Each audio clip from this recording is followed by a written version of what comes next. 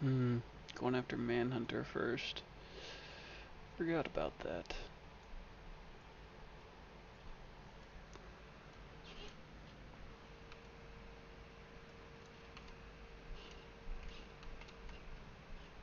Ooh. Something's not right with my controls. Yeah, we're gonna have to reset here.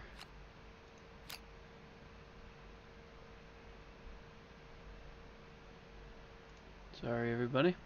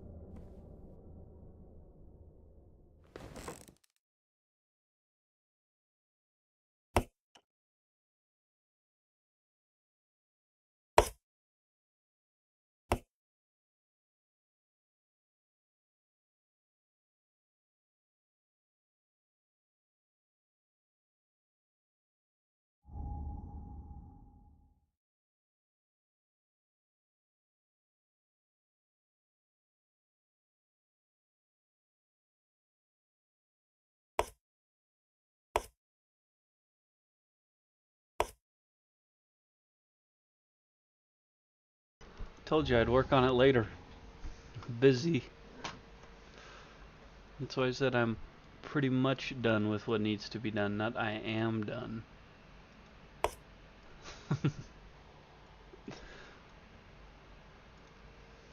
You've been studying for the exam tomorrow? Because I haven't. So that is what I will be doing for the rest of the day.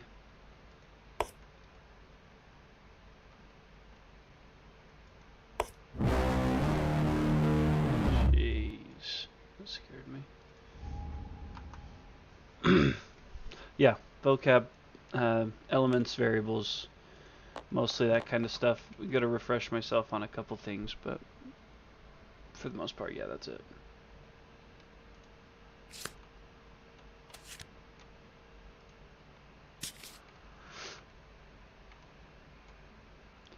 For the most part.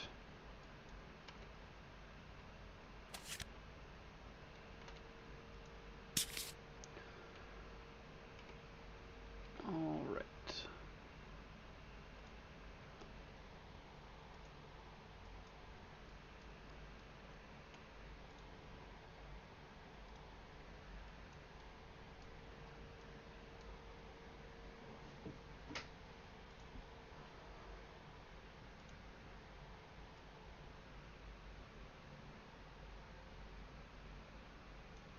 We don't need a pickaxe because we're not hunting.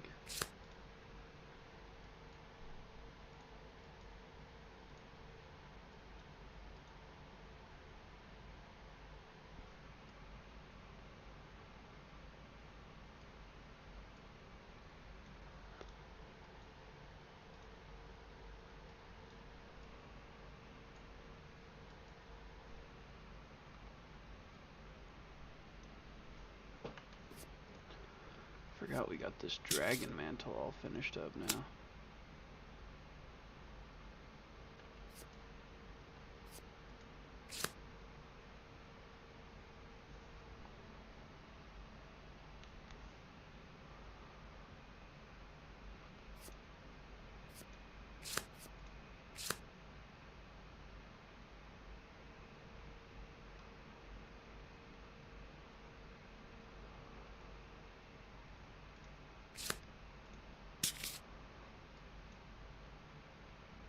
Have to connect that blue.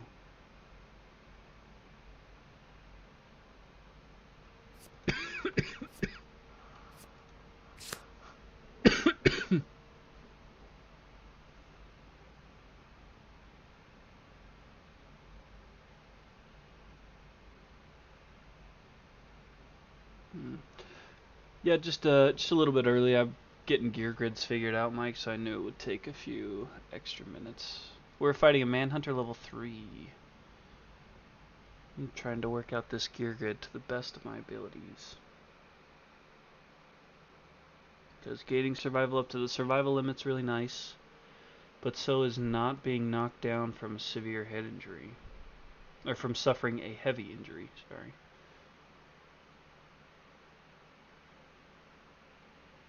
But it looks almost like you have to choose one or the other. Because I could throw it here.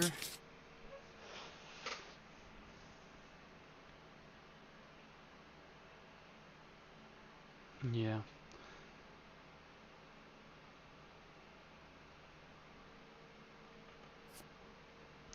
Yeah, I just don't think I'm going to be able to get it. Oh, wait. Could I do this? No. I can't.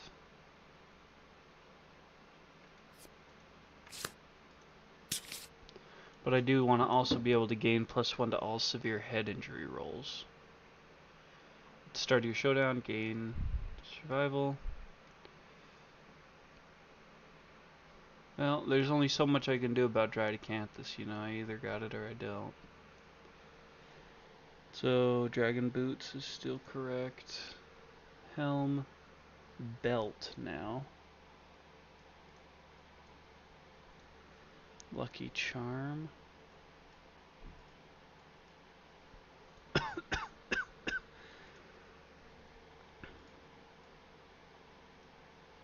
Mantle. Gloves.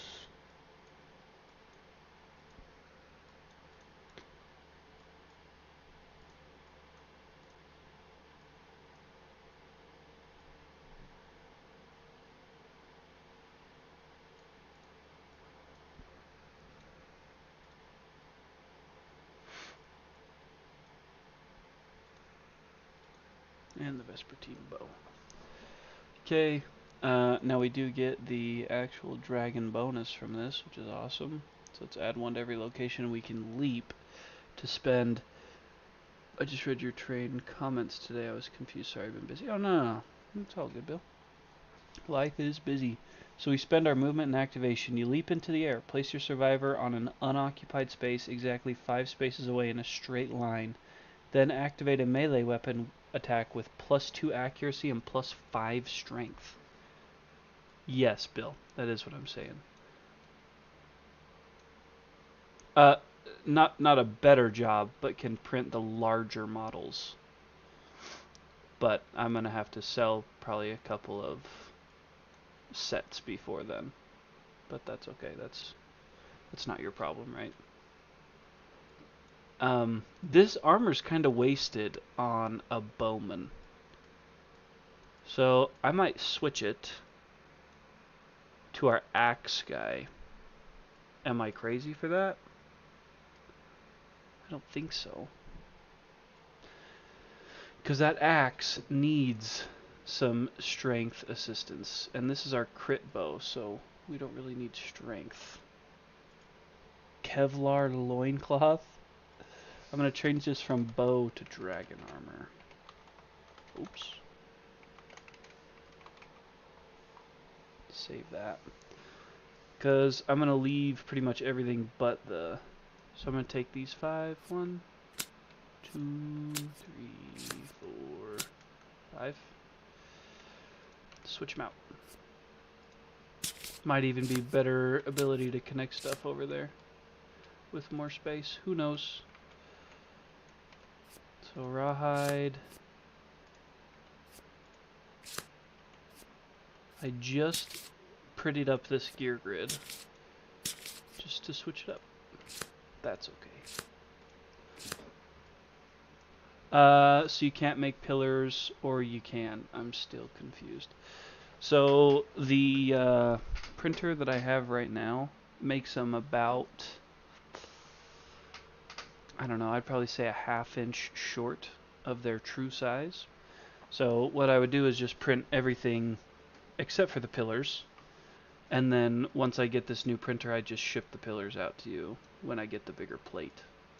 I mean, of course, it wouldn't cost you anything extra, but it would just take an extra couple weeks to get you the toppled pillars. Everything else can come with it.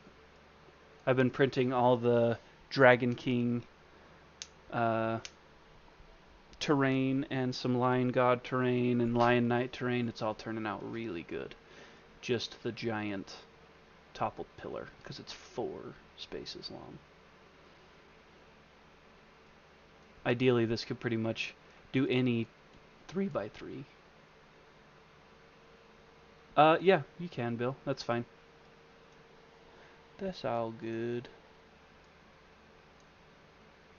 It will just take a little bit longer, if you're okay with that. Yeah, and you don't have to buy it. You don't have to promise me you'll buy it, man. It's all good. I am mostly, I mean, I'm not looking to make a career out of it. I just thought it was really cool, and I want all my Kingdom Death buddies to be able to think it's cool too. Because I don't do a whole lot of socializing outside of you fellas. Alright, let me tune this up now. It's good that I started the stream early, because it's going to take a little bit of time.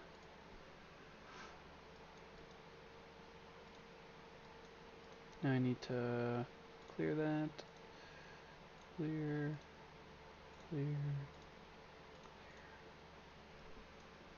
Gloom-coated arrow. Reverb lantern, which we don't really need, but I do need it for the luck charm, so we'll keep it. Lucky charm. Not sure I've ever fought the manhunter at level 3. He's kind of mean at level 2. And the Vespertine bow.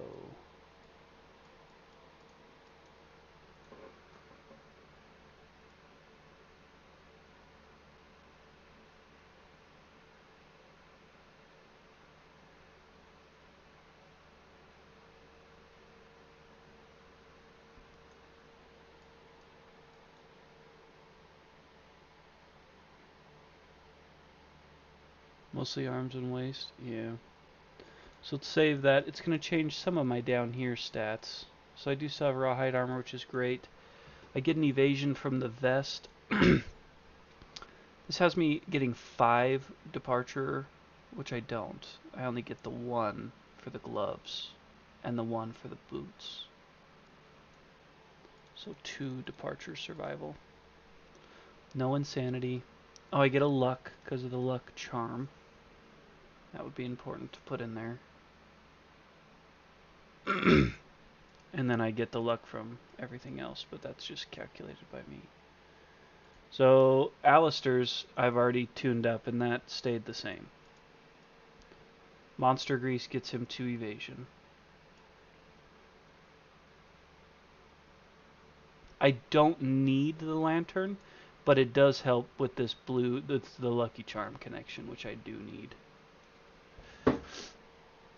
So now we're going up to Thorin's, the one we're going to be changing a lot of. So he needs dragon armor. Which, I mean, this is going to be interesting, right? So what we want to prioritize is our No, it isn't a puzzle piece, but you do have to have the affinity. Oh, I have one right there with rawhide. Okay. I did not realize I had two. So we may end up replacing that lantern for this fight. Thank you. So...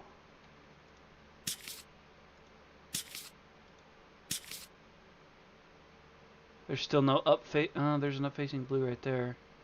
But then I wouldn't have any green affinity there. So it really is just kind of a nightmare to connect all this, but...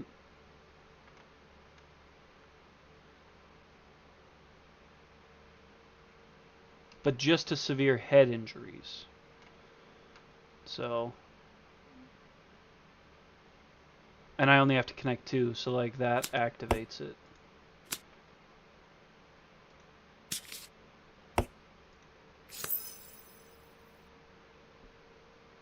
That's a pretty good layout there. So we got the belt, the skull, then the manhunter's hat. So the legs are actually down here. Gloves, mantle. Okay, and we gotta just remove some of this stuff.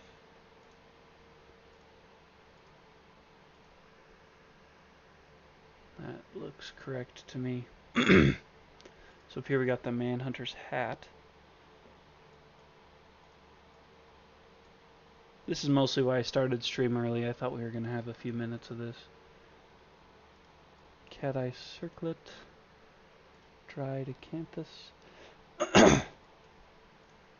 Which we could give to somebody else if we thought somebody else needed it more.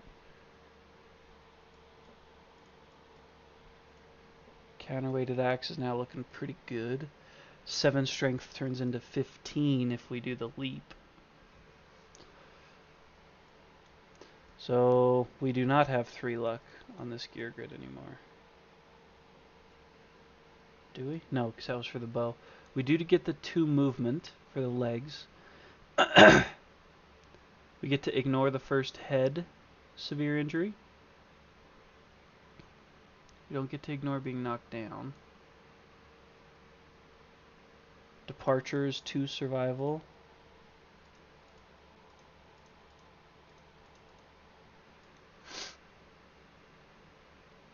And that's it. No additional evasion. We have a extra reach of 2. I suppose you could add that in there. Okay, and let's get Rima all polished up. Hers should be good, actually. Oh no, because we're taking out Rima, who does not have the Thunder Maul. Somebody does, and it was who we used last. It must be Man. Man must have the Thunder Maul, because I think we took them out last. Yep. And we're taking Rima to get her fist and tooth polished up. Is hopefully the goal, and she gets the sleeping virus flower. So we got to keep the Katars in there. The Thunder Maul can go. The shield could technically go as well. So what we'd want to be rocking, looking for Monster Tooth Necklace assistance.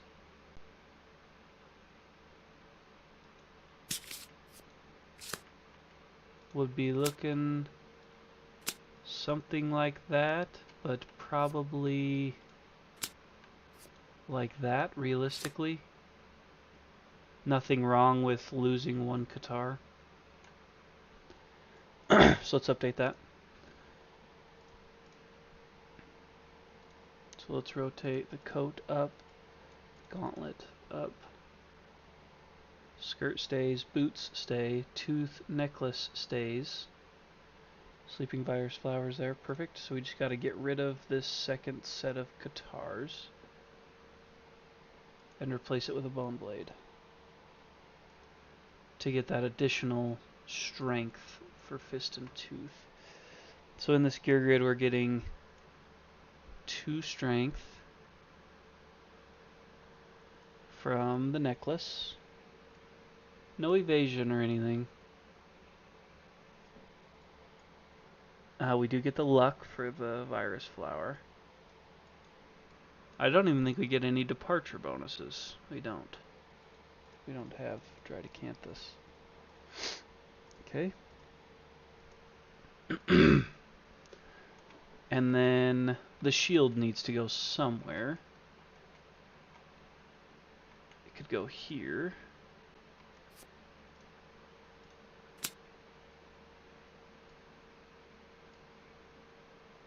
And then even the lantern could get swapped out for a founding stone. No, it couldn't, because we need that luck. Oh, we don't, because we have the luck up here. So we could replace that with a founding stone just for funsies. Just so that we have it.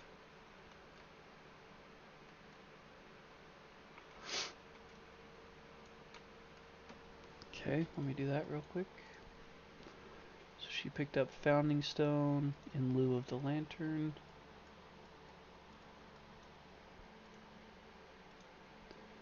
And Alistair picked up the round leather shield. Let me check real quick to make sure what our... We do only have the one Dridecanthus, unfortunately.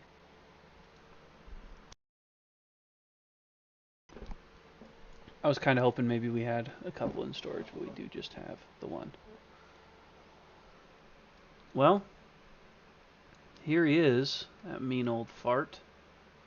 There's really nothing for it at this point. We have to just depart. We get an armor from our shrine, which is nice, but if I remember correctly, a lot of his stuff just says suffer a severe injury instead of take damage. I mean, obviously he does damage, but...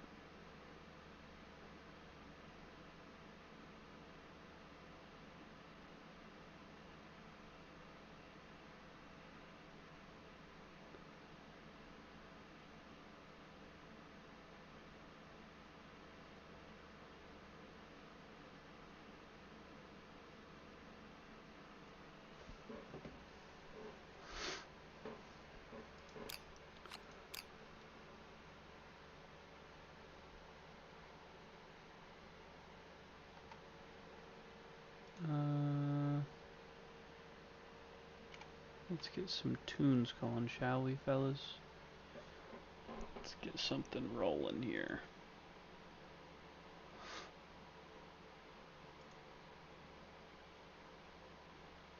We are fighting the manhunter after all.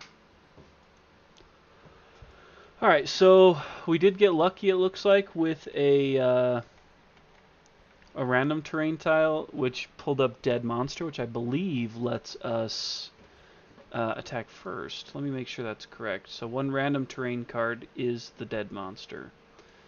Let's just refresh. Let's depart these guys. Yeah, the dead monster could be huge for us.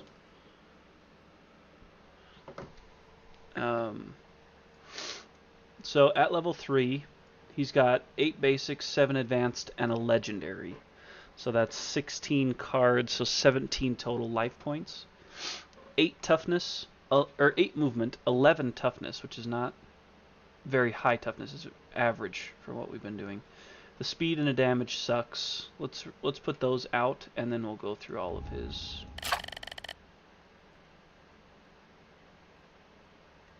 Speed and damage.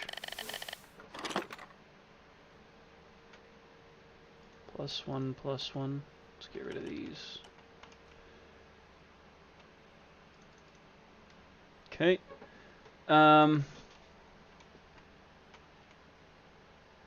So he has... Oh, we can do it on this card, actually. That'll be easier to go through it. So, at level 3, he's got the same cards as level 2, plus Indomitable is all. Right? Is that correct? So does it look the same? Full Stride, yes. So it's the same cards plus Indomitable. So we'll just go through all of them one at a time again. His first one is Gun Action, which is a trait. So Target is doomed. Turn to face target. If the target is not in field of view, perform Impatience, which is also not great. But then it's a ranged attack, which gives us 3 brain damage after, which is not very light anymore. Tombstone. Attack all adjacent threats in facing, so anybody in front of him, he just body slams you to the ground, and it does pretty high damage. We don't really like that one. The next one is Gritty Armament. It's a trait. At the start of the showdown, remove all Mangled Groin, Stake, and Man Trap cards from the hit location deck. If the Manhunter is level 3 or higher, shuffle the 4 Stake hit locations into the location deck. So I don't know if it did it already. I think we could probably check right here. Yeah, so it looks like the only ones that are left out are Man Traps and the Mangled Groin, which is supposed to be removed. It's an add only. So they've already shuffled that in. Yeah, no Man Traps yet. And then his last one, aside from Indomitable, is Full Stride. At the beginning of the monster's turn, full move the Manhunter towards the closest threat and turn to face it. If the Manhunter is adjacent to any threats, that's when he performs Tombstone. And there's no break in flow here, but there also is not a break in the flow in Tombstone. So we're going to have to just be taking that. And then Indomitable is just a generalized high-level monster trait. Whenever the monster attacks or is attacked, it stands at the end of that attack, which just means, honestly, you can't keep him knocked down. The monster will not stand if a survivor is attacking a minion or another monster. If a survivor attacks during another survivor's attack, the knockdown monster will stand at the end of the new attack. So you can't even surge to get your goodies in. It's just is what it is. Now the dead monster that we've got, survivors may start on the showdown board anywhere, and the survivors may go first. Oh boy. I don't know if it's worth harvesting a dead monster. I mean, it probably is. I think strictly because of we don't want to mess around with this guy. We want to kill him. But I think we're going to still loot it. So if we could start wherever we want. I want Thorin to be 5 spaces away. 1, 2, 3, 4, 5. So I want Thorin to start right here. Rusty is our bowman. Rusty doesn't need to be very close. Rima's got to get her proficiency point in and get out. So we'll put her in the blind spot. And Alistair has good armor, so he should be up front. I think he's got good evasion as well. We all have pretty good evasion, actually. 3s and a 2. So if we have Alistair search the dead monster, Thorin immediately jump in and attack with increased axe accuracy and damage, we could do some good damage right off the bat here. So let's have Alistair search this dead monster. So he's going to activate to look at this dead monster.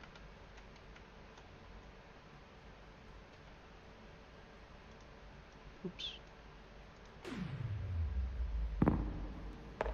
Oh boy. A 10. So gain a random resource from a monster resource deck of your choice. Archive this terrain.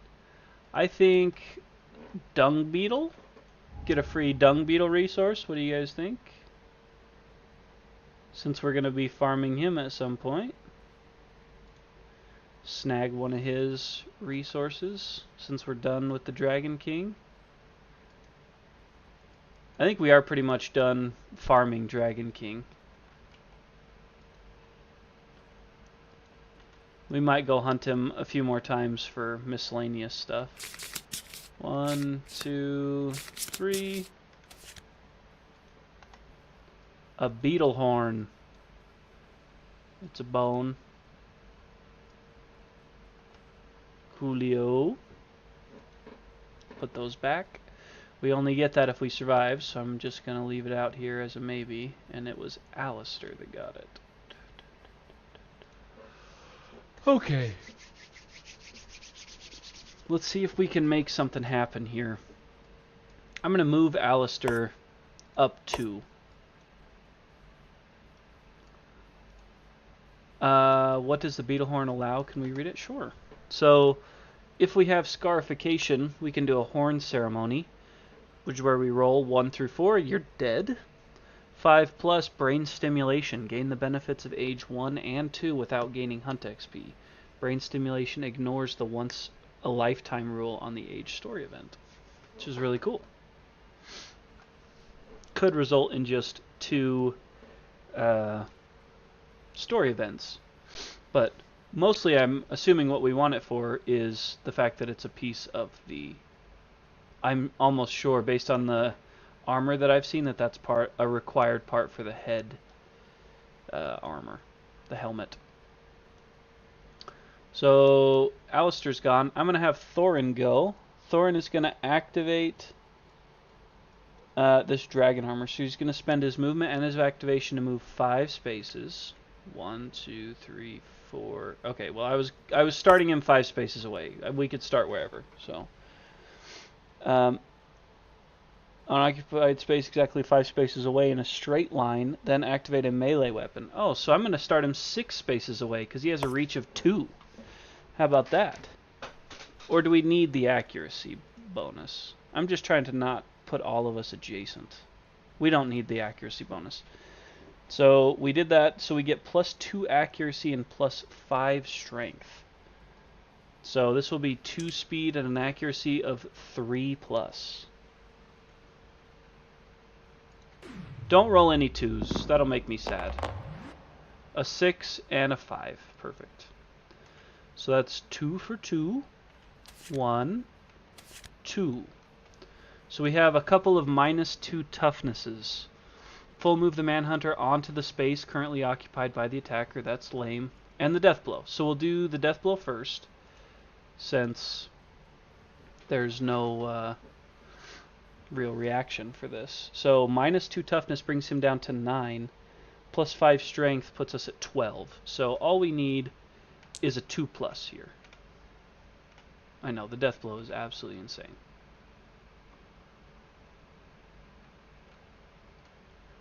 Come on now. An 8. I don't think we have any... We probably have 1 luck for just being born with it. Yeah, 1 luck. And it's not deadly or anything, so that's just a wound. This doesn't have a crit location anyway, so it doesn't matter. So that's 1 AI removed. Thorin doesn't have any fighting arts or anything, so... Oh, he can't, because of his ruptured muscle. Now moving on to Gunarm. Plus 2 toughness to win this location. Puts him at 13, and we have 12, so it does not matter. It is still a 2 plus. Don't you dare be a 1. Okay. So a 3, so that's good for a wound. And yes, Bill, you are correct. We get weapon proficiency for that. So it's still a wound. Before we do any of that, I want to make sure I get the AI out of here. So he's going to full move the manhunter onto the space currently occupied by the attacker, which is really rude. So he's going to move to right here, which is going to knock... I think it's the knockback and everything, right? And she was right here, so she would get knocked back here. They'd get knocked back there. Right, aren't the collision rules a little bit funky? I think they are. Because when he like lands on your space, then you shoot out. And is this destructible? You can knock back the direction you want? Okay. It is destructible. When a monster collides with this, stop their movement, archive the terrain. So this is gone, and we suffer 1 damage. For Rima, 1 damage to her legs.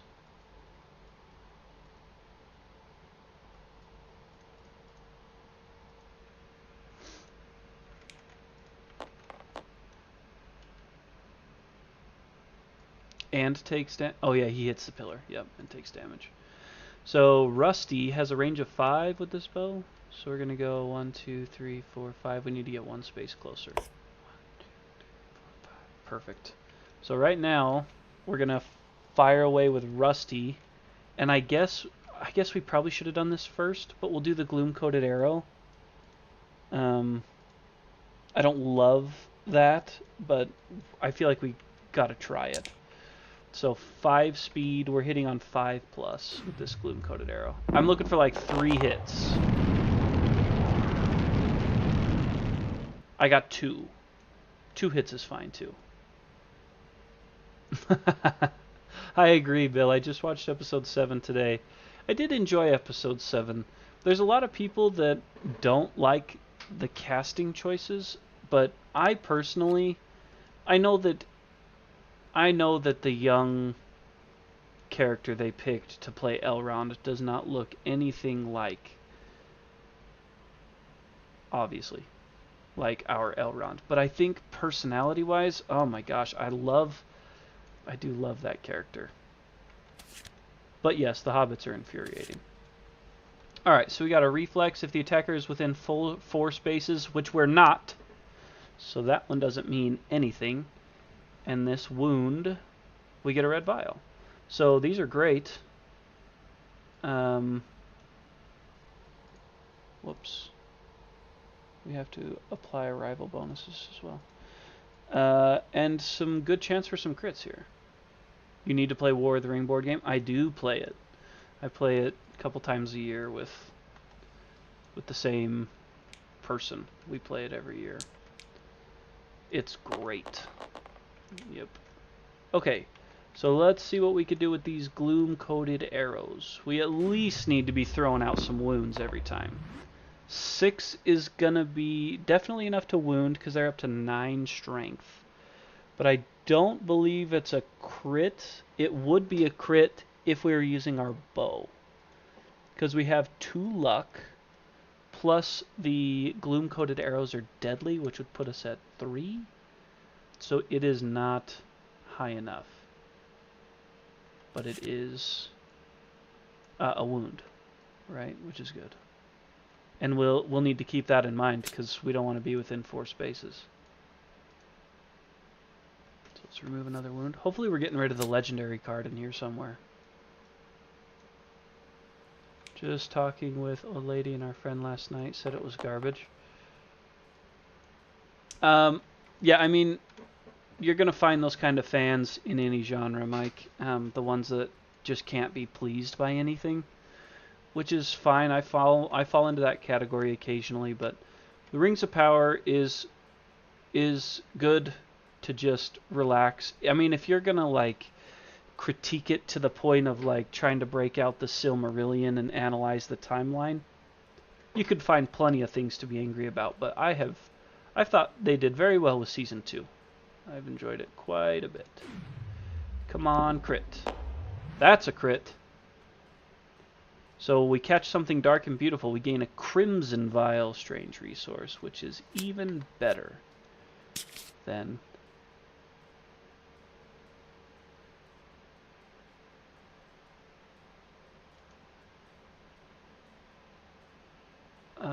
Crimson Vial. I think last time all we got was red vials. The Crimson Vial's better. And there's only 1. You may consume and archive this to remove all bleeding tokens and any severe injury of your choice. That might come in handy. Alright.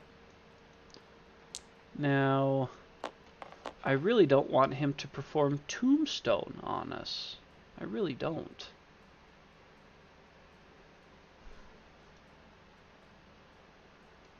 But I'd also like Rima to get her attack in.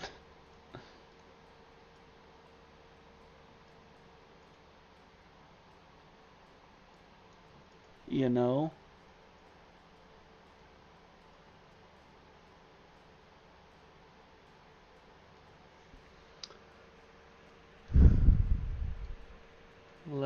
Let's get Rima up. Who's got lots of survival? Rima only has 3 survival? Jeez. Why so low? So we'll have Rusty. Because they have the Rawhide now. Yeah, we're still in the first round, Titan. They do lose that survival. We got dead monsters, so we got to attack him first.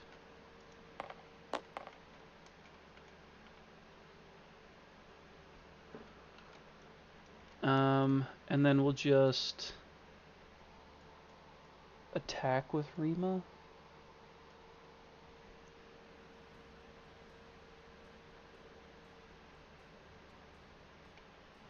Guess we'll move her to here, maybe. Rima's got 3 accuracy. If we're attacking with Fist and Tooth, that's 2 speed, 5+. And she might get a tombstone done on her here. That's 1 for 1. That avoids the tombstone one. There is a wound. She'd get a red vial out of this. Rima has 6 strength, which is good because Fist and Tooth has none. So we need a 5+ to wound again, which would be awesome. It could be ideal.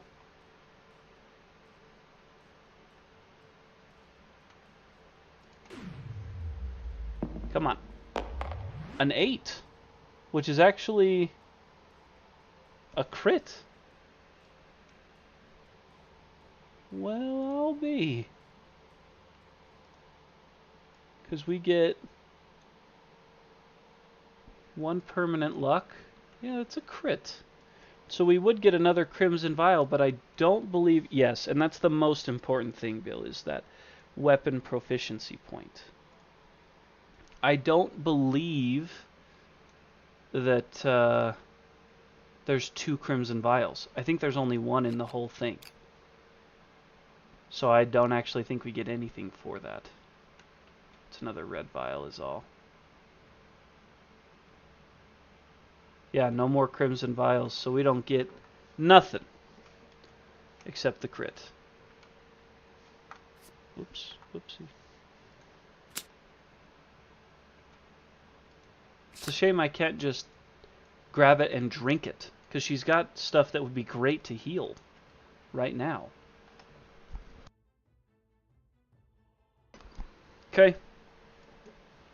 Well, I could, and I will, surge with Rusty. Rima will be saving all her survival for dodge and dash actions. Let's see if we can get a keeper. Yep. So we get to keep that survival to attack with our bow here, which is 3 speed, 5+.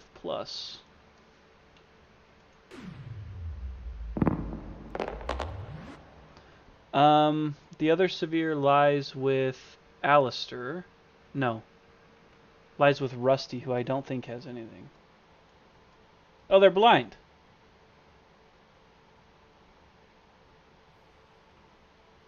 So we probably should have drank that, right?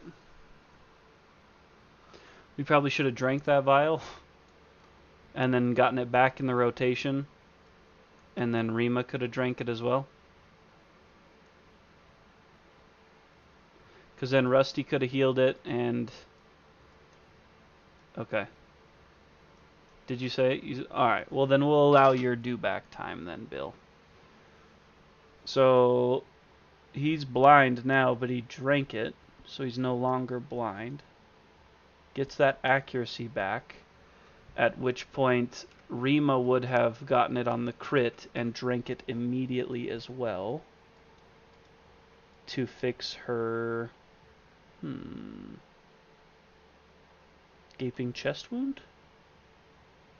So the dismembered arm hasn't really hurt us that much.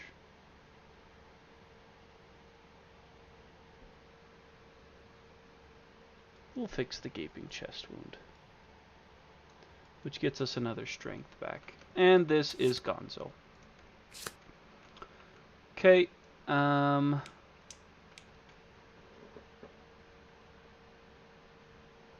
did I roll those 3 for our bow surge? No, I don't think I have yet. Did I? Let me see this. No, I didn't. Yes, I did. 8, 5, and 2. I don't remember. Did I roll those?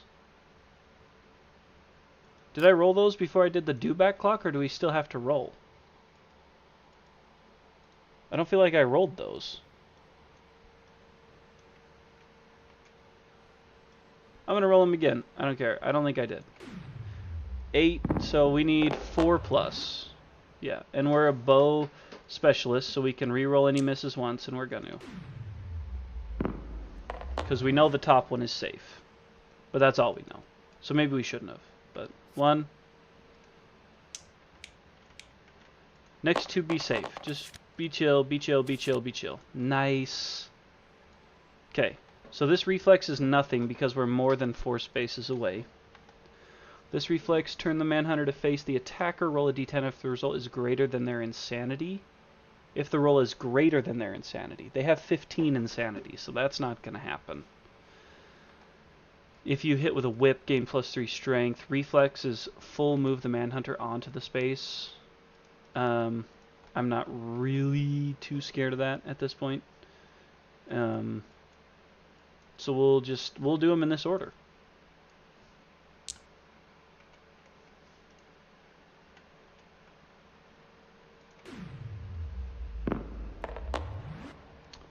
Five with the bow,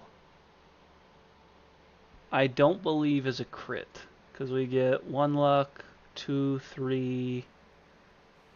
So I don't, unfortunately, even think that's a wound. Because we got 5 strength. I think we're 1 short of wounding with that.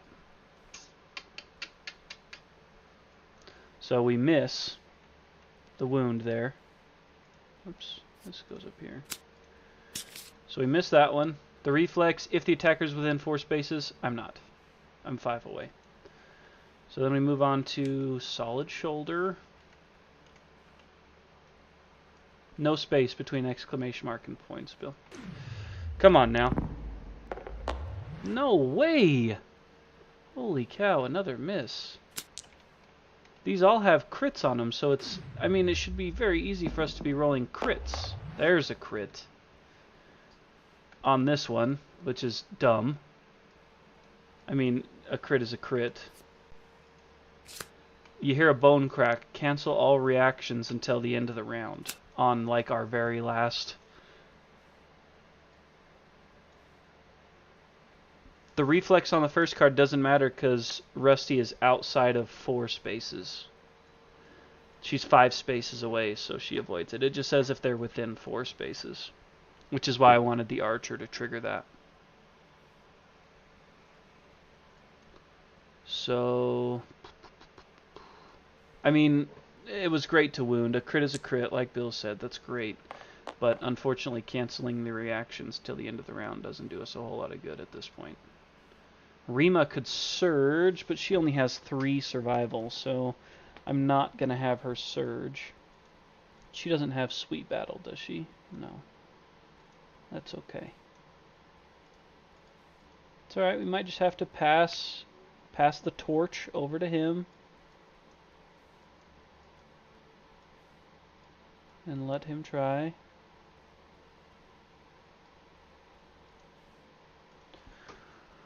Alright. Let's give him a go. So, he doesn't do anything special to start his turn. He just draws. So he draws this AI. It's a basic. Precise cut. Furthest threat in field of view. Which is going to be Rusty. Closest survivor in field of view. So it's furthest threat in field of view, which is Rusty. The manhunter brandishes its sword and narrows its eyes. It's a 3-2-1 situation. There is a break in flow, at which point Rusty could dash, because this is a fresh round. Manhunter starts the new round, so all our survival actions are refreshed. Everything's brand new right now. He's got a movement of 8, so I could pretty easily get out of his move. Which might be the best? Does he do Tombstone first? Is that how he starts his turn? Did I miss something? Oh, full stride. At the beginning of the monster's turn, full move the manhunter towards the closest threat and turn to face it. So he's just going to turn to face Rima, and then he's going to do Tombstone. So it's a... Rima has 3 evasion, so it's 2 speed, 7 plus.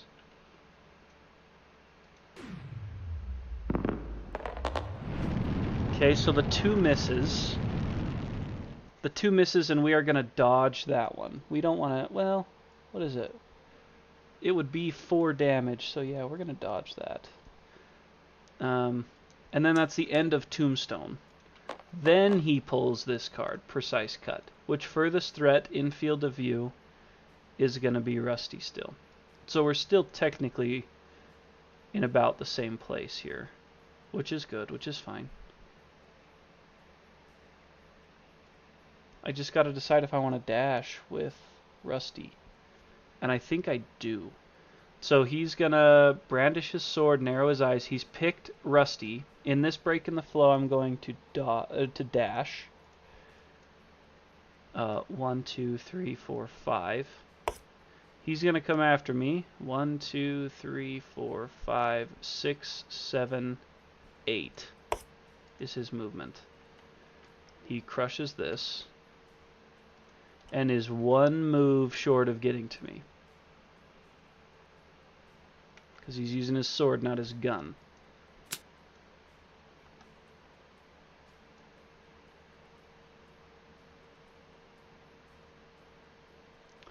I can't tell if that's a mistake. Is that a mistake? They don't have much armor, but that attack wouldn't do much damage, would it? Give him a bleed. We're actually going to take this attack, I think. So we'll move him here. We'll come back up 1, 2, 3, 4, 5. I think we're going to take this. I think that's the better option. So he's attacking us 3 speed, 2 accuracy, and a damage with an after damage of bleed. But I think we want to keep him more centralized so that we can attack him better. So the 4 misses because they have 3 evasion. So the 4 is a miss. The 7 and 9 both hit. Worth 2 damage each. Actually, I have to roll 1 more die because he gets a bonus speed as well. So that 4 misses as well. So still just 2 hits, but these are worth 2 damage apiece. And I gain bleed because I can't dodge them both. Hands and body. We'll dodge the body. We'll take the arms. I mean, we ended up spending a survival point anyways to dodge, but that's okay. Thorin stands, and it's back to us. I think that was the right move. What's his hit location deck look like? We're a good ways through it. I think I want to get Thorin in there, so 1, 2, 3, 4, 5, 6. So he's going to move 3. And then he's going to spend 1 of his survival, which is to dash and activate to move 5 spaces. 1, 2, 3, 4, 5. And he's activating... Wait. No, I want him to be 1 away, because he's got the axe, so it doesn't matter. He's spent his survival point. Now he's activating his axe, counterweighted axe, with these bonuses of 2 plus 2 accuracy plus 5 strength. Alright, we miss 1 because we avoided the blind spot. It's a stake. So this is my first ever experience with this. So it's a first strike and it's an impervious. Roll a d10 and add your evasion. If the result is less than 8, end your attack and suffer bash and bleed 1 and 4 damage to a random hit location. That's brutal. But it's good that this person got it, because they got some high armor. So we get to roll a d10 and add our evasion.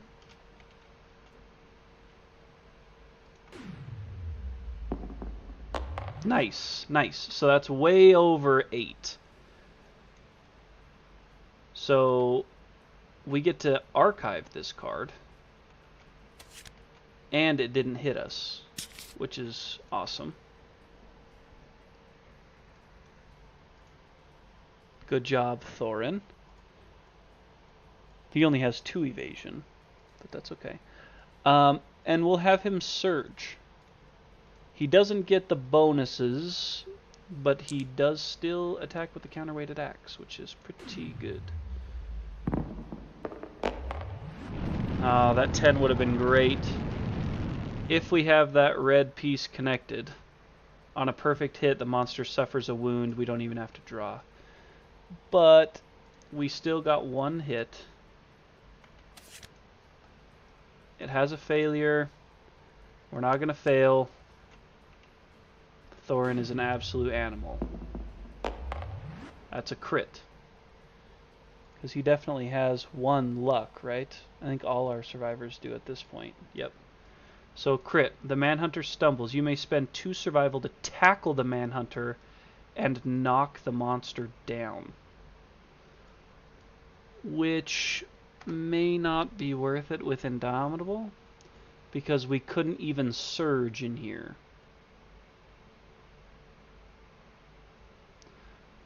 No, or is attack. It stands at the end of that attack. So he would be knocked down, and then if he's attacked again, he stands at the end of that attack, I believe is what that means. The monster will not stand if a survivor is attacking a minion or another monster. If a survivor attacks during another survivor's attack, the knockdown monster will stand at the end of the new attack. So whenever the monster attacks or is attacked, it stands at the end of that attack.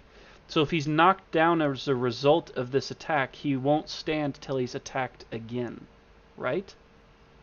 The monster attacks or is attacked. So he's knocked down, and he wouldn't be, quote, attacked again.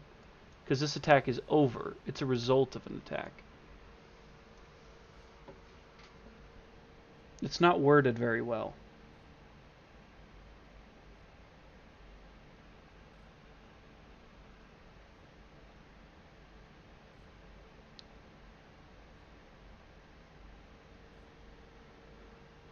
Otherwise, it's just not worth spending our survival, because we can't surge in the middle.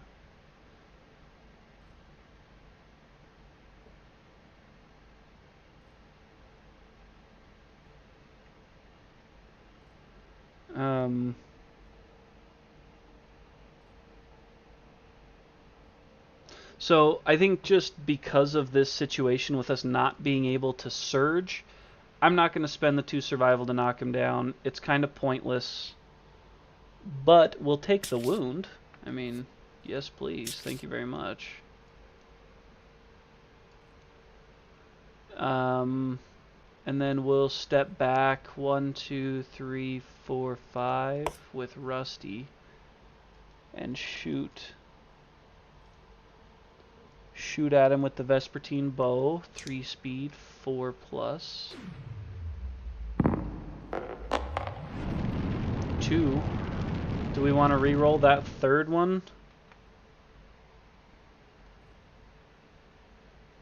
Sure. There's still 16 cards in there. We'll re-roll that 3rd one to see if we can turn it into a hit. We did. 1. Uh-oh. 2. 3. Alright. Oh boy. So it's a stake right off the bat. It's a first strike impervious. Really nothing we can do except roll for this here. We got to get him out of the deck sometime, right?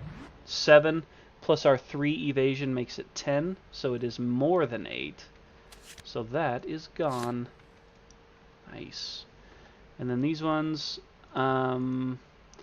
if we wound him, The attacker gains priority target and a red vial. Yeesh. Yeah, we're going to do it in this order. So it's +2 toughness to wound this, but we're not scared of that.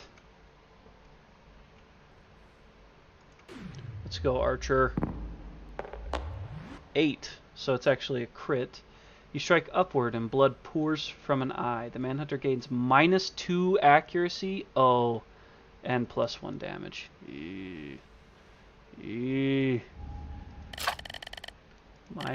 Whoops, I only grabbed 1. -2 accuracy plus a damage. That ain't great. That's good for Tombstone, because that's less likely to hit.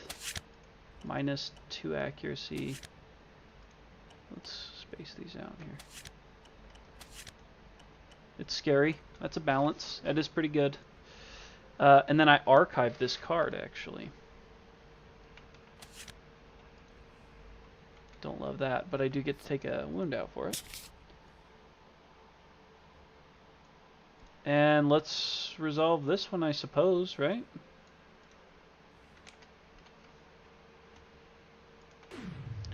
What do we got?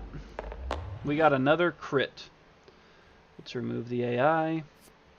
You destroy the manhunter's genitals. Place the mangled groin hit location on top of the hit location deck. And archive this card. Jeez, lots of archive cards. I don't remember if this mangled groin is good.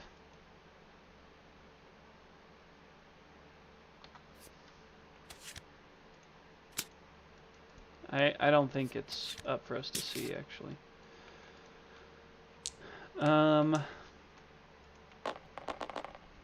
Eunuch manhunter. Yep. Got him. I want Rima to get back in there because I want her to declare fated blow. I mean, we could get close to killing him here. So Rima's going to go 1, 2, 3, 4, 5.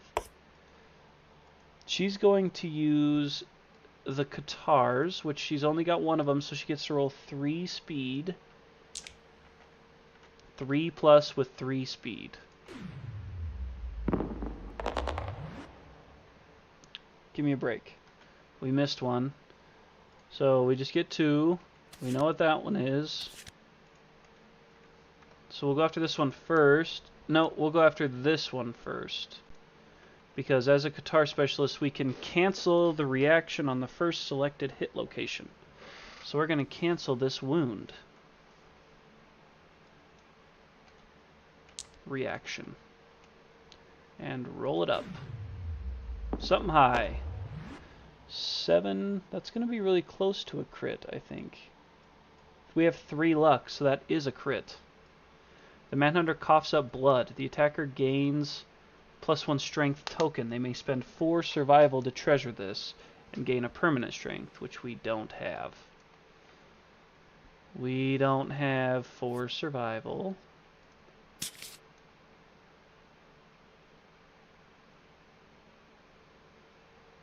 It would be !redeem space gambit. Yep, that's it, Bill. That's it. That's the good one. I've been working on adding some more sounds. I'm about to make a name for myself here. Yeah. I'd say Rima is making a name for herself. So we get a strength token. We do not get...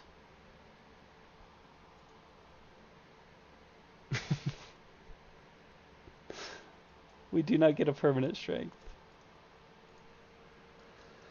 But that's going to help even more for this. Which we don't want to cancel this reflex, so we're just rolling it up.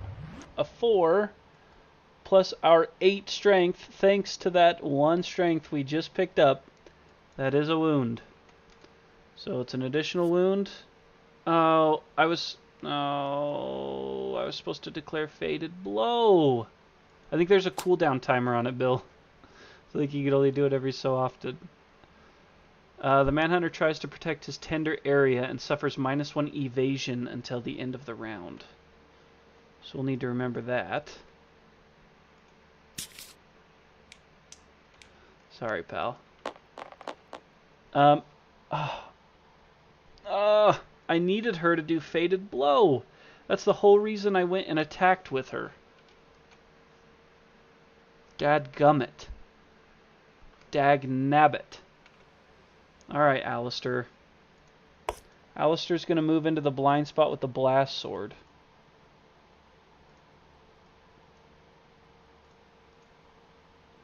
Does he need blind spot with Blast Sword? Yes.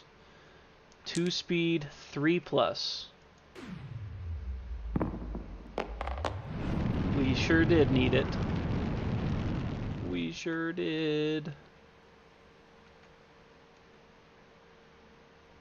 1, 2. Hey, 2 safe ones. If we wound and we are adjacent, we have to spend monster level survival, which is a bit absurd. But we have sword proficiency, I believe. Do we have a sword master? I don't remember. We do not. We do not have a sword master, so we do not have sword proficiency, which means we have to choose which one of these we want to do first. With our strength and the blast sword strength, we're looking at 8. You know how long I've been waiting for this? I'm about Let's to hope make a it brings name us for myself, good luck, Bill. Because I think we're going to go... Oh my gosh.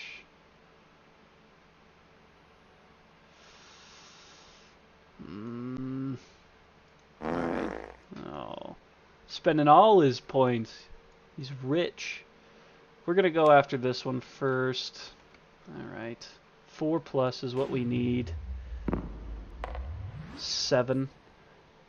We don't have 3 luck with this guy, right? No. We don't have any luck with this guy. So it is a wound. We have to spend 3 survival or suffer a severe injury. So we will be suffering the severe or we'll be taking the 3 survival. So use that, which is good. This exposed forearm next. Should kind of be a cool crit. We need a... We did that wrong, my friends. We did that very wrong.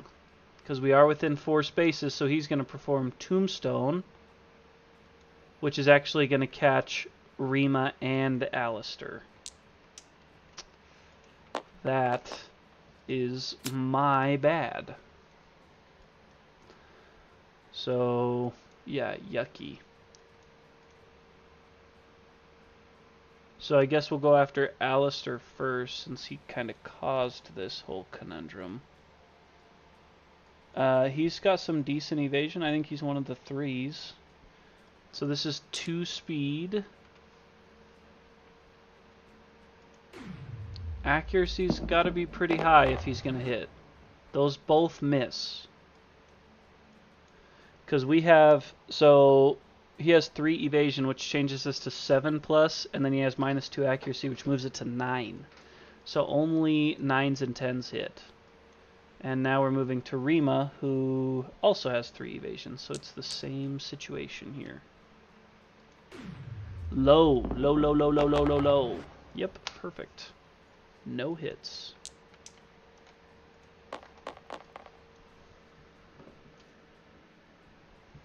Okay. I'm going to shoot at him again. I'm going to surge and shoot at him with Rusty.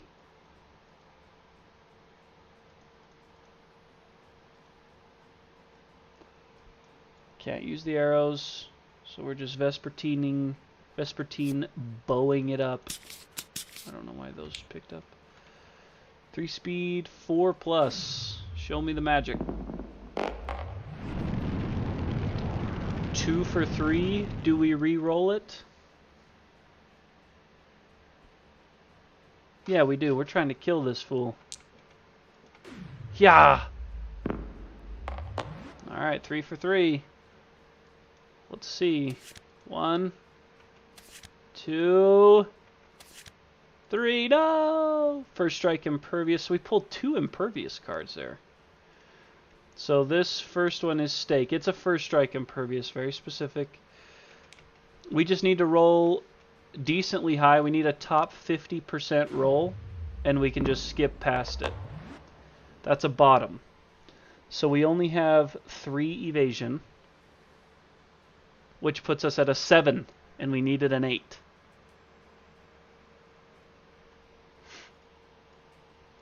Not great for Rusty. Not ideal at all. But maybe it's not the worst to get rid of those last couple. So, what are you going to do? So, Rusty suffers bash, gains a bleed, and 4 damage to a random hit location.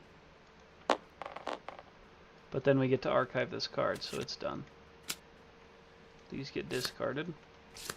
And we take 4 damage. Rusty takes 4 damage to anywhere but the hands is fine. Okay. Unfortunate, but what are you going to do? You know? Alistair, we kind of need to get out of facing.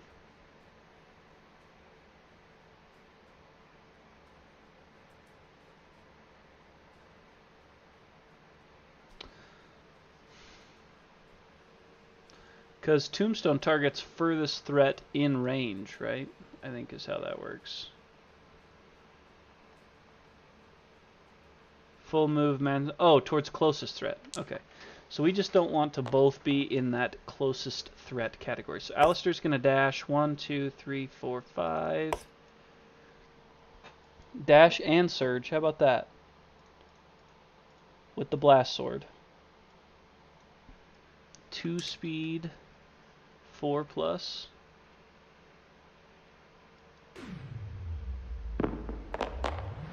Yeah. Well, the 5 hits. It's a super dense, which is good because this is not frail. And it has a failure on it, so we'll just be sure to avoid that. We'll be sure to avoid that failure, fellas. See? I told you. We'll just avoid it.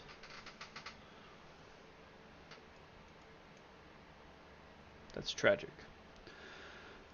So failure is full move through the attacker. All survivors passed over suffer grab. So he's going to destroy this pillar. Go 1, 2, 3, 4, 5, 6, 7. Nice. Really? So Rusty's here. Alistair's here. Knockdown, knockdown. So Rusty's going to take 3 more damage to a random hit location, and so is Alistair. So we'll do Alistair's first since we're on his page. 3 to the hands, the arms. And Rusty is in a much less ideal area for being attacked. Legs is okay. Alright.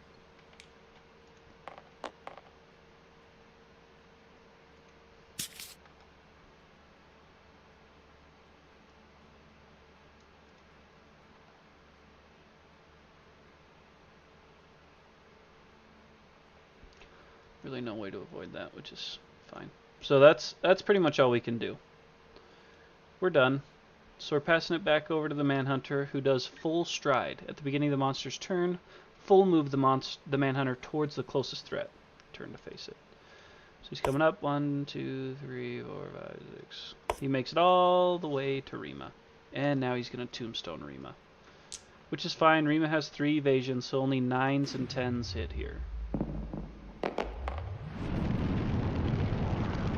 That about figures. Rima has not taken damage yet, correct? So she will be taking this. It's 5 damage. Rima will be dodging this.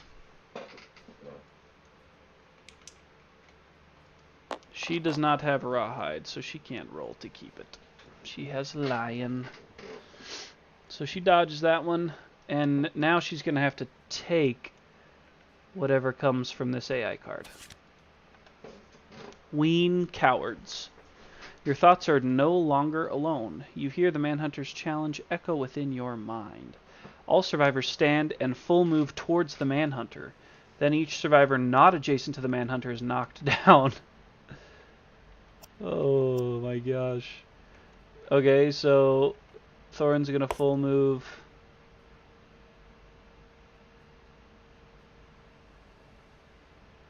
Okay. So is that by my manipulation, my choice? All survivors stand and full move towards the manhunter. 1, 2, 3, 4, 5 for Alistair. 1, 2, 3, 4, 5 for Rusty. And then can I guess I just have to move Thorin up to here? Or could I move Thorin around? Full moving towards him. Rule of death.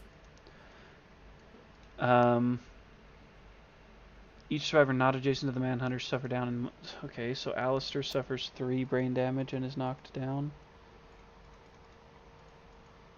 Rusty suffers 3 brain damage and is knocked back down.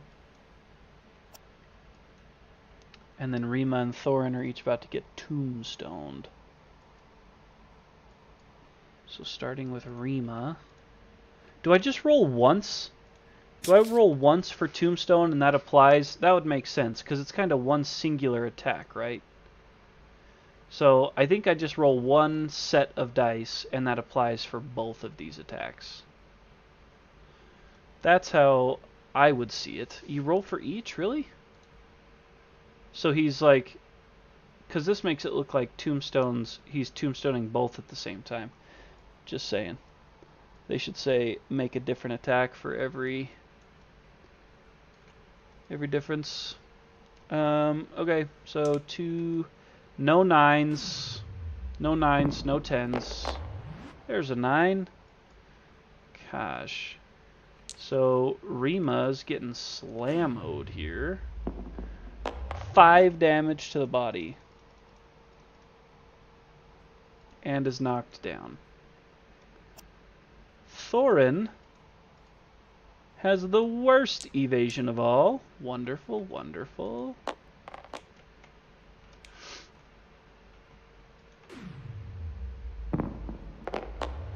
Oh, good. Okay. No, I'm saying that these... I'm not saying which dice go to which survivor. I'm saying I would roll 2 dice, and then those 2 dice would apply to both survivors. So, like, maybe A would dodge one because they have better survival, but, like, he's slamming both of them into the ground at the same time. That's what I mean.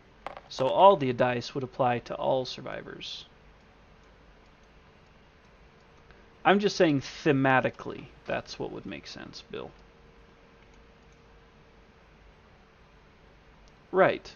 So sometimes, so if I rolled 2 dice there, and they were a 8 and a 9, then, you know, 1 wouldn't have hit Rima, 1 would have hit Thorin, 2 would have hit Thorin, only 1 would have hit Rima. That's all I mean. It's just, it's completely, it doesn't matter. Like, it just... Okay, well, luckily, Thorin remained on his feet. So that's the end of the monster's turn. So I'm gonna use Thorin's survival to awaken Rusty, who's gonna wake up. Rusty is going to use one of their survival actions to encourage Rima. No, sorry, to encourage Alistair. I missed the chain, and then Alistair will use one to encourage Rima. But I need to roll for Rusty's to see if they get to keep it. Yes, Cat Eye will definitely be being used here. I need to roll for Rusty's survival. Gone. Okay, so Thorin is going to activate using the Cat Eye Circlet. 1, oh boy, 2, 3, So let's see what this trap really does to us. All survivors are doomed. All survivors within 2 spaces of the manhunter suffer knockback 3 directly away, and then gun action targeting the attacker.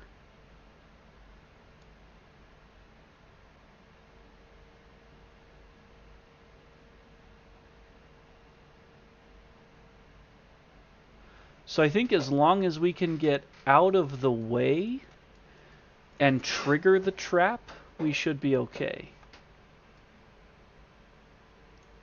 Because he's going to shoot at whoever attacks.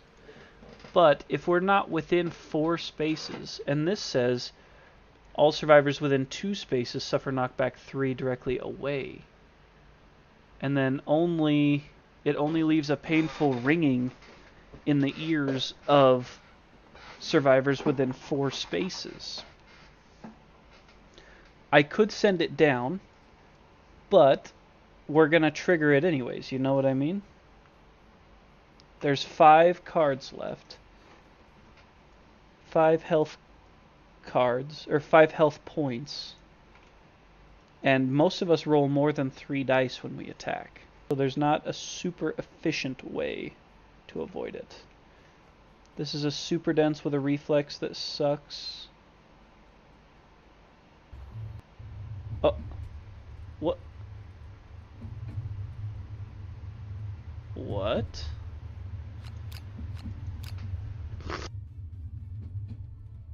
What just happened?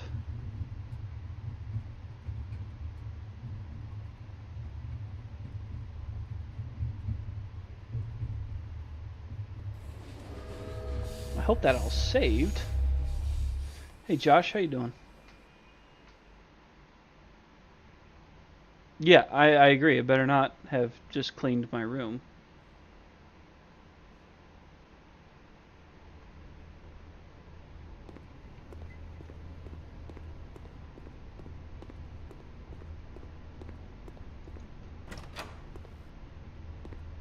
Okay, it would appear to be in the same areas.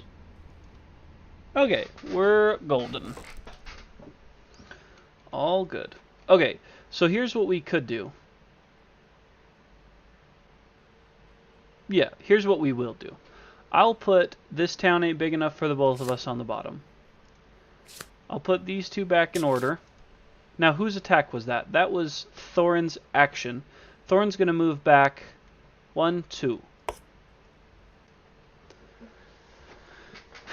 And after that... You know how long I've been waiting for this? I'm about to make a name for myself here. I'm going to move Rusty. No, Rusty's going to stay there. Rima's going to move 2. Sheesh. Is there any activation she can do so I don't waste our time? Yeah, we'll activate. No, we can't. That's not connected. It's dumb. Okay. Whatever. And I might even move one with Rusty. I can't decide. Rusty's got lots of insanity to spare. So I think it's okay if they trigger the trap. So Alistair's going to move and attack with 2 speed. Oops, I'm on the wrong person. He's using the blast sword. So 2 speed.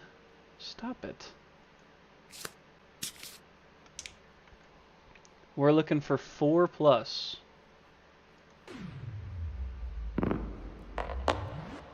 We got 1 of them. Lame. Oh my gosh, that's not what I meant to draw. So I draw this one, +2 toughness to wound this. Which is dumb, because the way I set it up, it now holds no value. Oh, that's okay, because we didn't even wound it. This blast swords person is the worst. How's their insanity? Because they're going to get caught in this trap too. Okay, well, because of their leather armor, at the end of your act, you may move a space. There. And then I'm going to have Rusty go 1, 2, 3.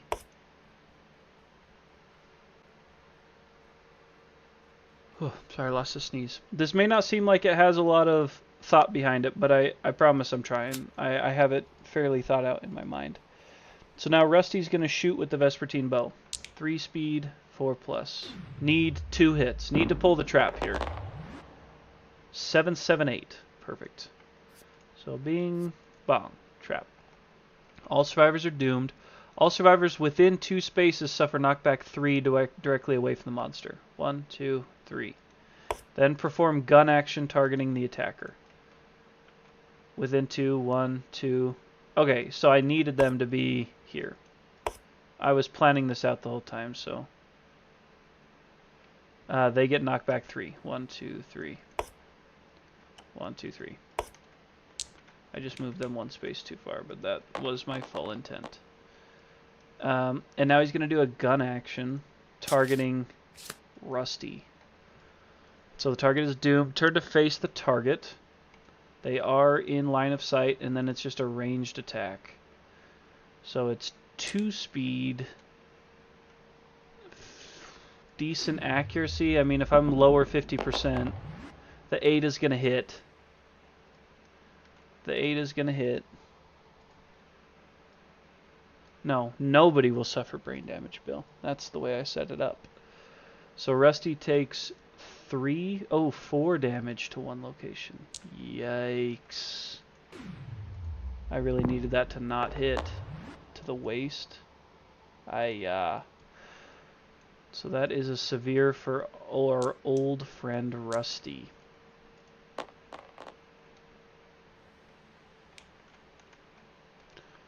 Show me something special here, Rusty. Come on, pal. 9. Nice. 9 to the waist. Bruised tailbone. The base of your spine is in agony. You cannot dash till the showdown ends.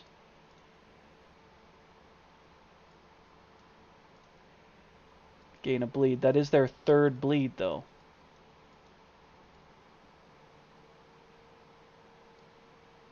And they're knocked down, of course. Now we reshuffle this.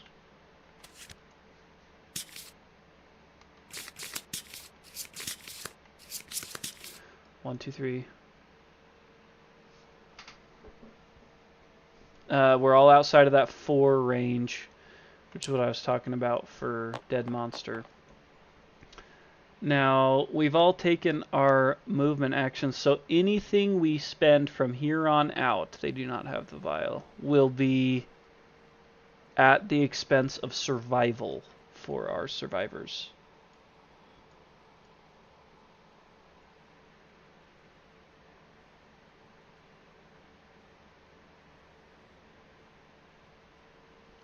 But you know, we may not even have to do that. How's Alistair's armor situation? Oh, what about up here? They're the ones I need to attack because they've got Fated Blow.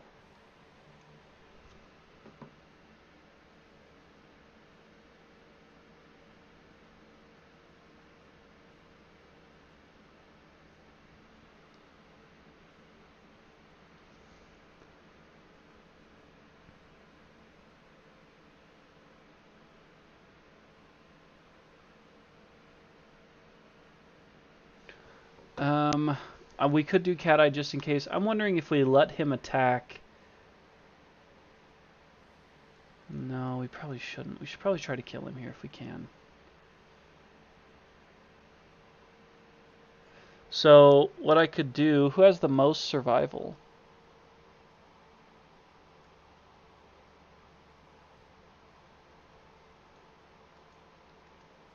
Thorin could encourage Rusty. Or was this last round the one where we did the encourage chain?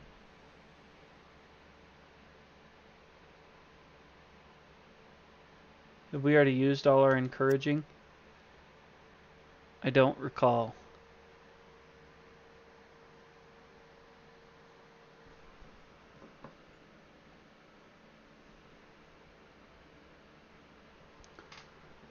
I don't remember if this You particular know how turn long I've been waiting for this. was where we Ooh, I'm all about to make a encouraged name for each myself other here. all around.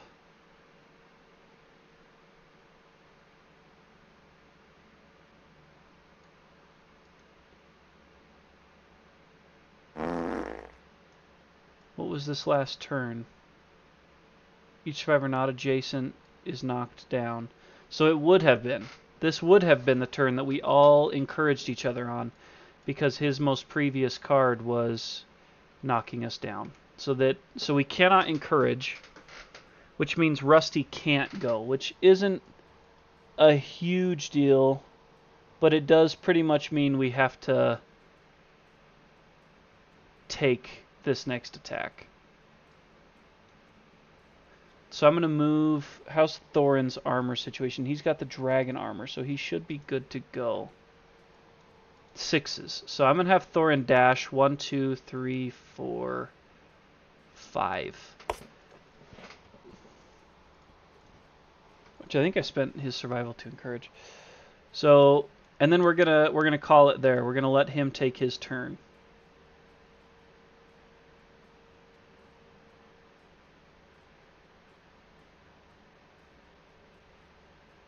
Yeah.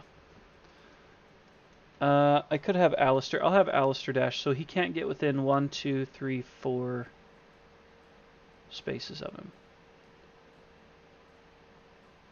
Oh, okay. Then we're just gonna pass it to Manhunter. So Manhunter pulls full stride at the beginning of the monster's turn, full move towards the closest threat and turn to face. So, like this. And he's adjacent, so he's going to perform Tombstone, which is 2 speed. Thorin's got tons of great armor. The 9 hits. It's going to be 5 damage to 1 location. To the head? Guess we could take that. He's got a little bit extra up there. And now he pulls an AI. It's an advanced. That's kind of lame. Threat with the most survival. Holding back. Disgusting. Deep in your heart, you know that your disappointment to your entire settlement. And then there's a break in the flow. So with this break in the flow, it's time to kill him, because this is going to be bad. Because the damage is the attack is equal to the target's current survival plus 1, which the most survival is with Thorin, who's staring him right in the face, so it would be 7 damage per hit with 4 speed. So we are going to avoid this at all costs. Rima's going to dash. No, Rima can't. Rima only has 1 survival.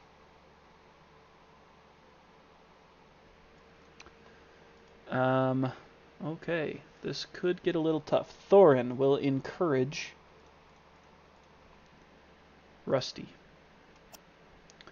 Rusty will dash. 1, 2, 3, 4. Doesn't matter. Get in range. Rusty will pull back to shoot with the bow.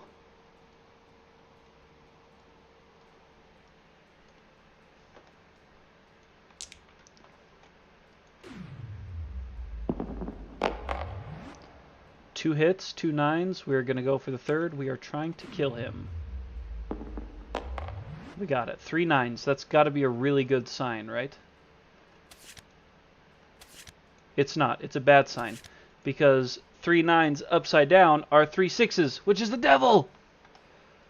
Ugh. This town ain't big enough. All survivors are doomed. All survivors within 2 spaces of the Manhunter suffer knockback 3 directly away from the monster. 1, 2, 3. Which may actually...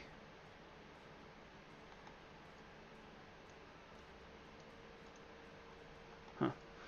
Okay. Perform gun action targeting the attacker. So that's Rusty. He's going to gun action Rusty, which is 2 speed. 2 and a 5. Those both miss, thankfully.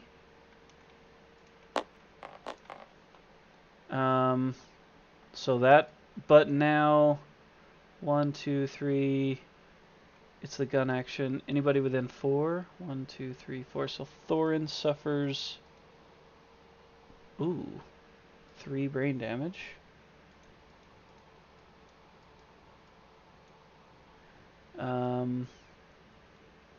Rima suffers as well. Making sure none of them are deaf. Ooh. It's a bad one for Rima. She's rolling on brain trauma. And Rusty, who can take it no problem.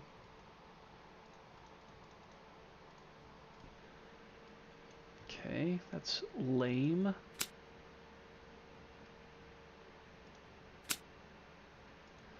Respect, Bill. It's a bold statement, but I respect it. 1 second, guys.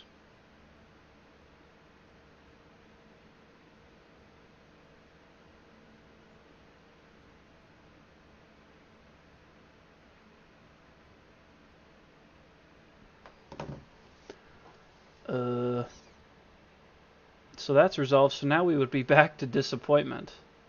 So we're still in this break in the flow. At which point we will have to spend an activation. We'll have to spend a survival of Thorin's to dash, because he cannot afford to take this hit.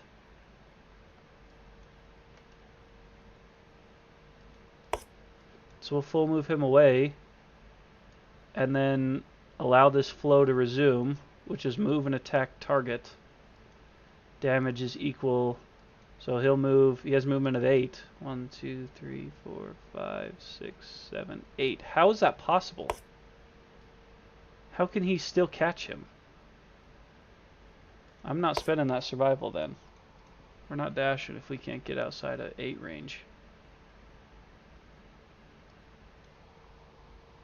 Oh my gosh. Maybe we should actually.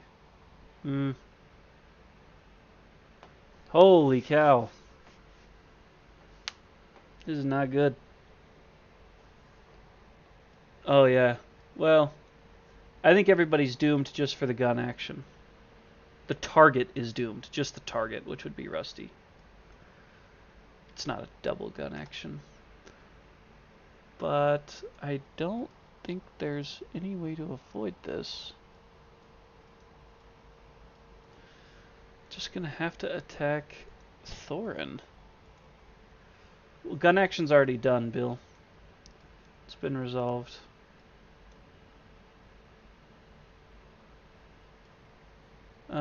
So I guess what we could try and do... What we could do is dash with Thorin. 1, 2, 3. So that damage goes down. Because... And then he'll be centralized for attack. Okay, we'll do that. So now he's going to attack him. He's only got 2 evasion, I believe. I think he's our slowest one. Yeah, this is going to be trouble. So 4 speed. We need lower 50% here, and a lot of them. 3, 4, 3 all miss. 6 hits, because 2 accuracy minus 2 evasion takes it to 4. His 2 evasion takes it to 6. So the 6 hits, but we're going to dodge that because he's not doomed. So we're going to dodge that.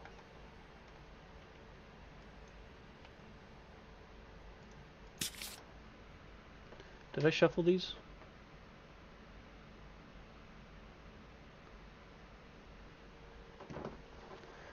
I'm going to shuffle them 3 more times just to be sure.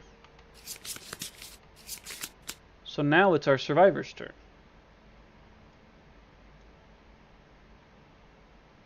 Rima has to finish this for us. Rima's rolling with the Lion Beast Guitars 3 speed. We're going to declare Champion's Right, so we will be hitting on 2+.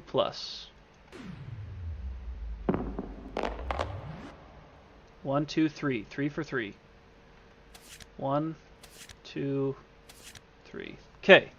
Now we get to cancel the reaction on the first selected hit location.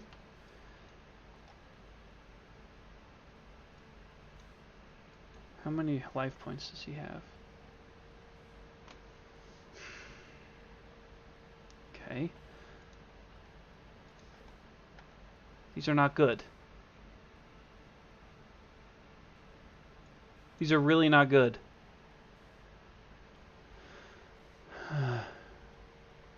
Yeah, well, yeah, she's Fist and Tooth, but we have a Qatar Master, so she can cancel. That's just the specialist ability. And she's attacking. She's not attacking with Fist and Tooth right now. She's attacking with the Qatar. So we're going to cancel this wound reaction. And I suppose do them in that order. We're going to declare Champion's Right, which we already did. So now we're going to do Fated Blow to give this attack Devastating. So we just have to avoid a 1, because the strength of these Qatars is 11 with our strength, plus 3 is 14, plus the 2 is 16. So it is a wound. So we're canceling this reaction to do 2 damage. How many cards are in that pile? 1. So we remove this card. No. And we get to remove 1 more of these. Shuffle them up. Okay. Now we move on to this one. Without our Fated Blow modifier. Oh my gosh. So that puts us at 13, and I think his toughness is 13. Oh, it's 11. Oh, okay. So all we need is a 2+. So we did not fail that.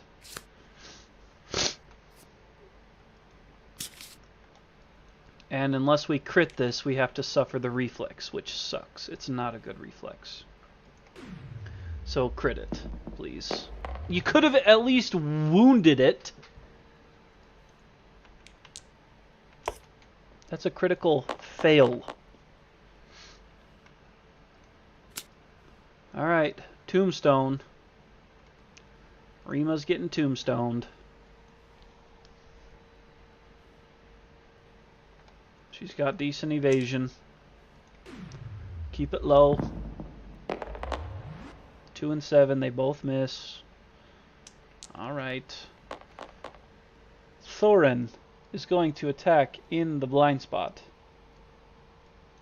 with the counterweighted axe. 2 speed, 4+. So 1. It is a wound with a little bit of a nasty reaction.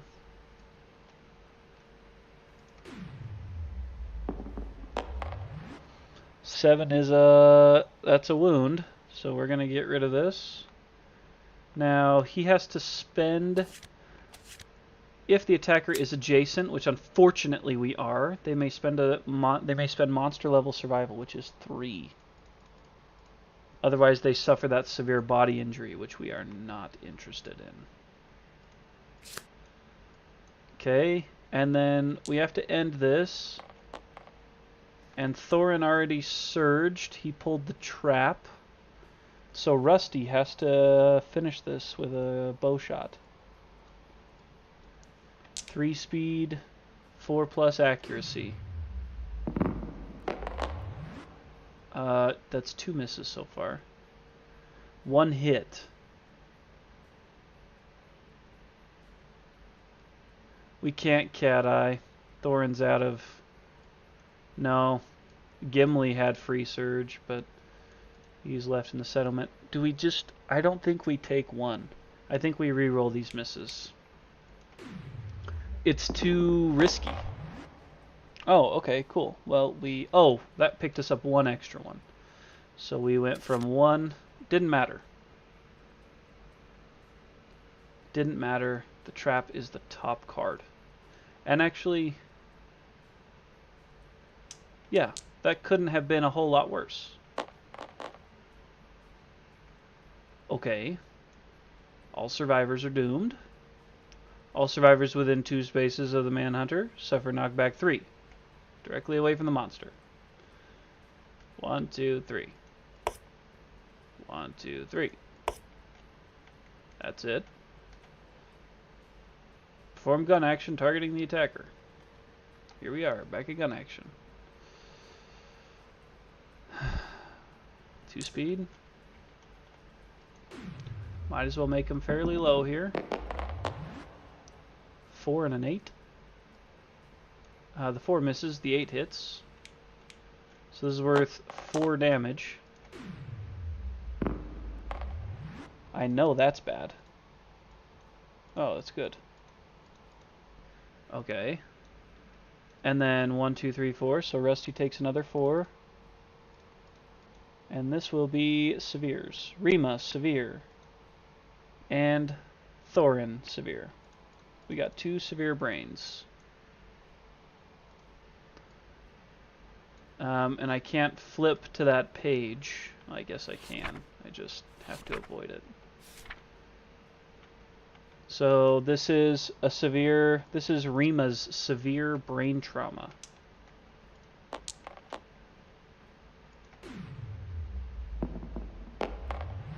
Seven plus 2, so 9. You're knocked down and gain a D10's worth of insanity. That D10's worth is 6.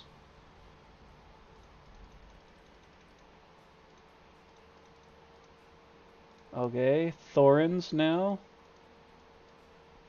Let's hope for another 7. Please. Another 7 would be sweet. That's not a 7. That's a 3. Memory loss. Lose 2 levels of weapon proficiency. No, we can't afford to do that. He's so close to being an axe master. Do we already have an axe master? I think we do, don't we? We do already have an axe master.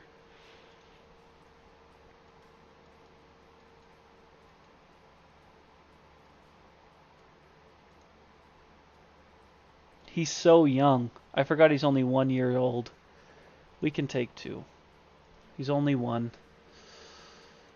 And it's nothing more long-lasting than that, so... Sheesh. Stupid manhunter, man. He's just hanging on.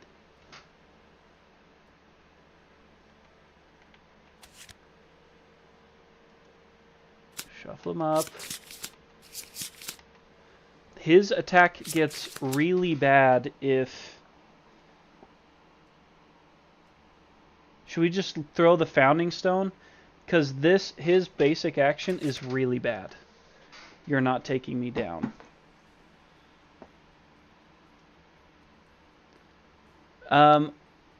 Alistair. Oh, we took the founding stone away from Alistair. We gave it to Rusty. I don't think anybody can do anything. I don't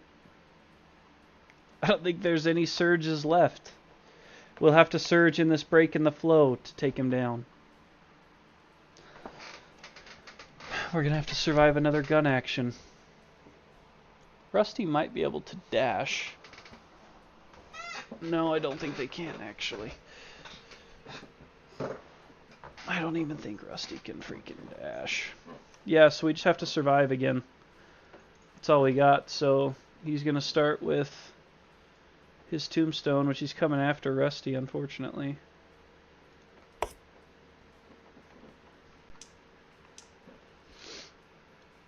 Nothing we could do.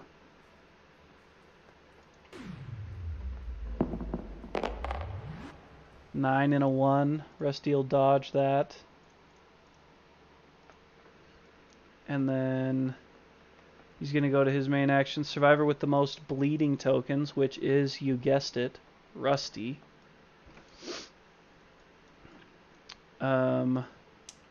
We can't even surge and do Cat Eye Circlet. Because Thorin is out of survival. So Rusty's gonna have to... I don't know. I guess we put all our chips on this one. In this break in the flow, we'll have Rusty dash back 1, because then at least the trap thing, she won't be taking brain damage. She won't be considered adjacent for any of those cards. And surge. Dash and surge. 4 plus.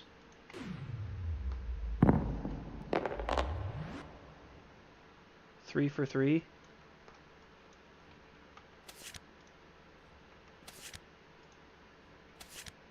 Okay, well here's the death blow too. So we could try to get the death blow. Problem is this bow is not very strong. So I would need a good roll to... Oh, -2 toughness. Alright, let's give the death blow a chance here.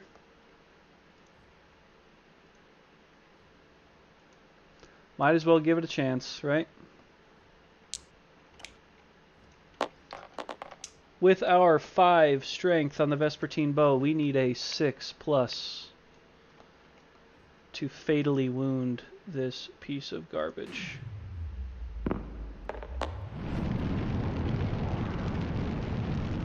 Something tells me that that's good enough to do it.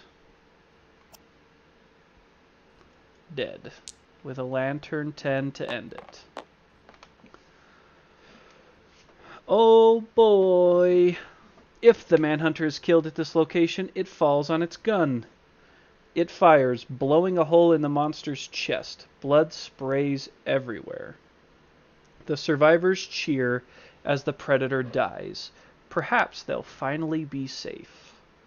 All survivors gain the following: 5 survival, 5 insanity,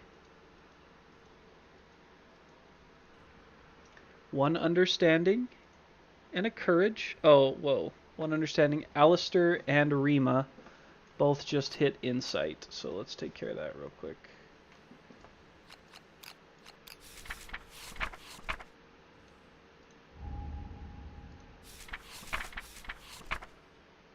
Who'd I say it was?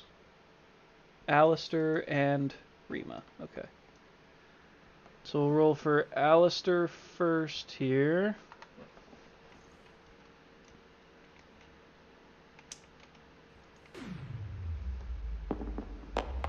Nine. So this is this still the showdown? Yeah. Unfortunately, this is still the showdown. Which Analyze is one of the worst ones you can get, I think.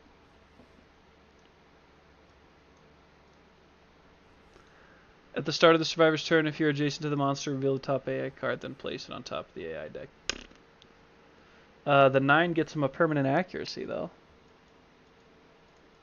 Very cool. Okay, and then now for Rima on the same chart. Just something to make Rima all that much tougher. A 6. So she gets analyzed too. Can't believe it took her this long. A 6 is 3 survival and 3 insanity.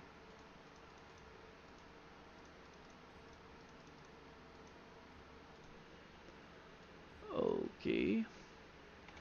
And then now we got to give everybody a courage. Thorin achieved bold.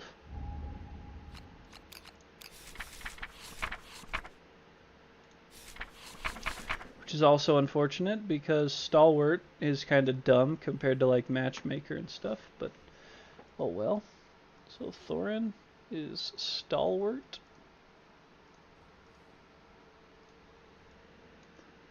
And hopefully some kind of high roll here to get some good permanent attribute. Yeah, that's about as high as it gets. A permanent speed. Alright. Nice. Okay, so that was the understanding, the courage, and everybody gets a random fighting art. Random fighting fart. Randomize this. We got strategist. Unbreakable. Very good. Oh, good. We get to get rid of blotted out. Thank goodness. Seasoned hunter? I don't even know what that one is. Oh, yeah. Okay, that's cool. Thorin gets his first fighting art. Leader. Wonderful. Okay, and that takes us to our rewards, which at level 3 is just the story event Tools of War. Yikes. Right here. The eldest player nominates a victorious survivor to be the veteran and search the corpse. Well, I'm telling everybody I'm the eldest, even though it's not true. The veteran notices something heavy strapped to the manhunter and recovers a large, multi-pocketed belt. Gain the tool belt rare gear.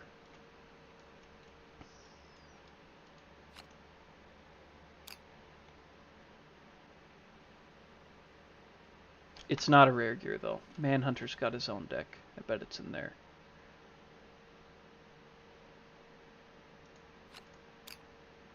Yep. Tool belt. Oh, Bill, for goodness sake, man. It does not matter what order this is in.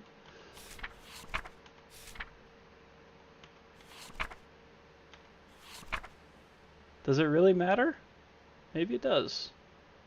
After they conclude, the settlement continues where it left off. Heal light injuries. So we do all get the hunt XP. It's just really tough to do it in the app, which is just really my own problem. Alistair only hit with a sword. Rusty only hit with a bow. Rima is about to max out. And Thorin did definitely hit with an axe. Okay, and I have it marked. So...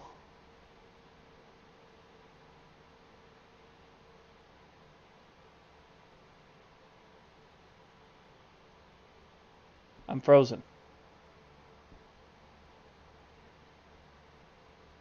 Okay, we're good. So manage them. So I just have to complete the showdown. Okay, Rusty will age 2 can matter. Alright, then we'll do it first. So Rusty is 2. Thorin is 1. Return from showdown. Now we gotta take care of that stuff first. So we gotta go to age.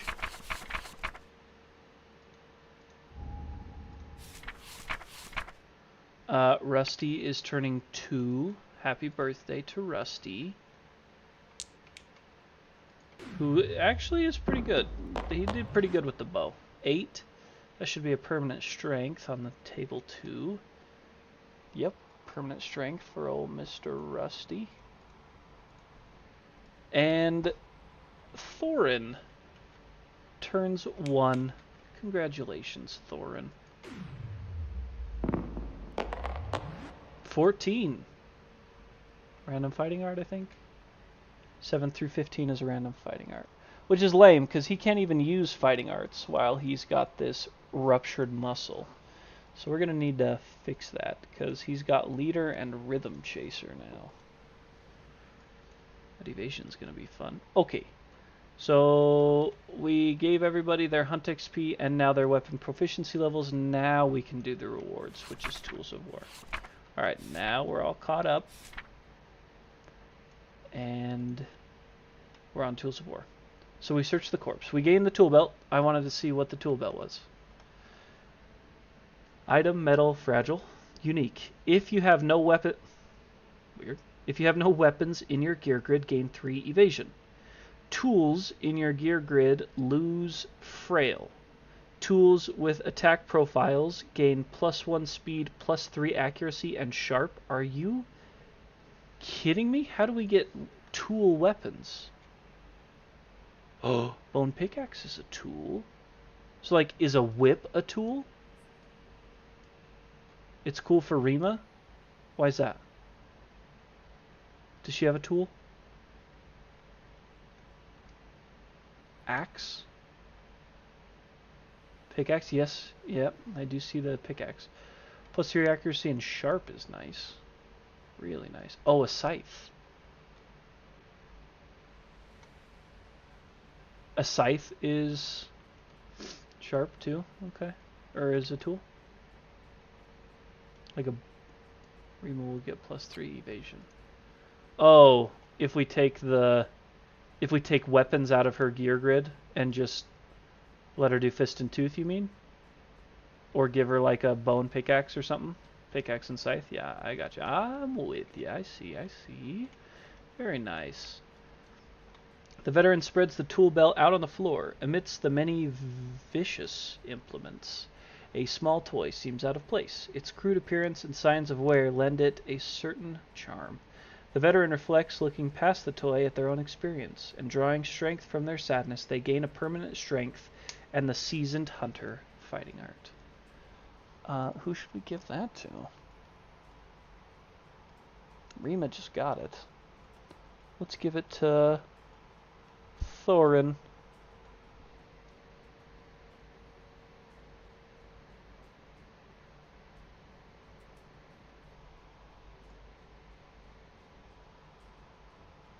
So Thorin would get Seasoned Hunter and a permanent strength. We gotta heal his arm.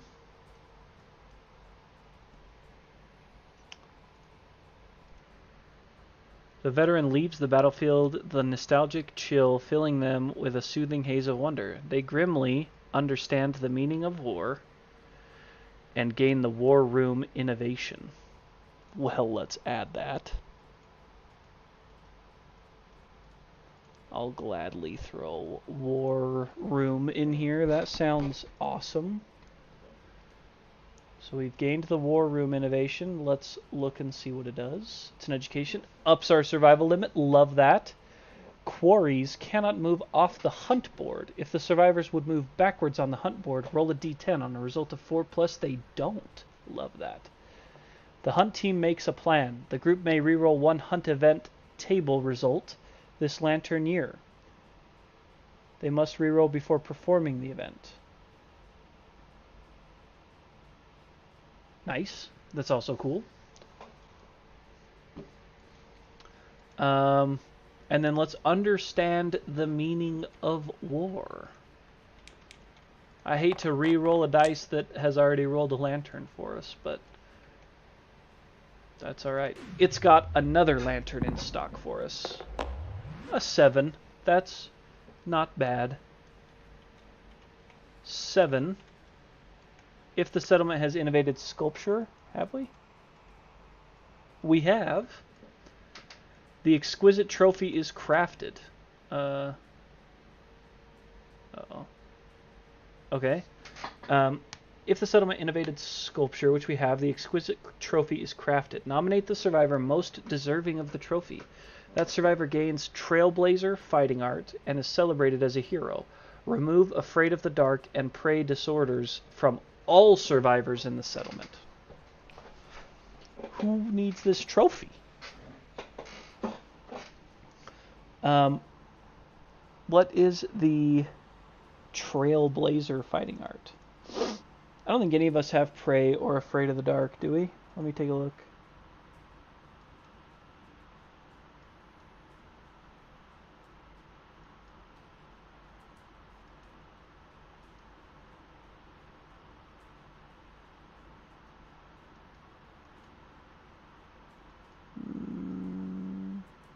Nope.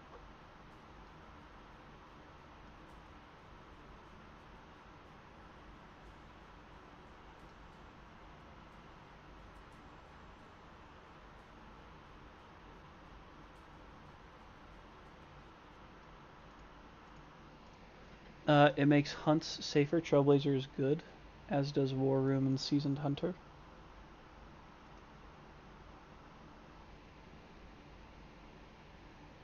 It's all about making the hunt easier. Okay, so we want to kind of spread them out then, I'm assuming. So, like,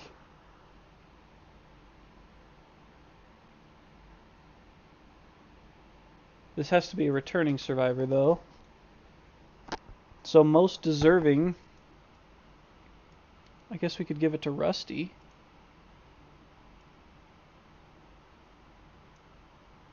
Don't we have a better bowman, though?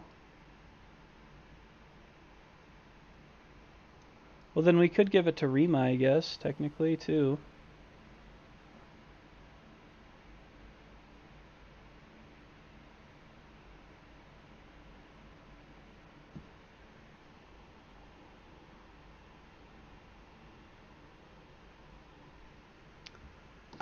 Give it all to Rusty. Okay. Rima's all polished up. So Rima gets the Trailblazer fighting art. So that's it, right? That's all they do. So they get that Trailblazing fighting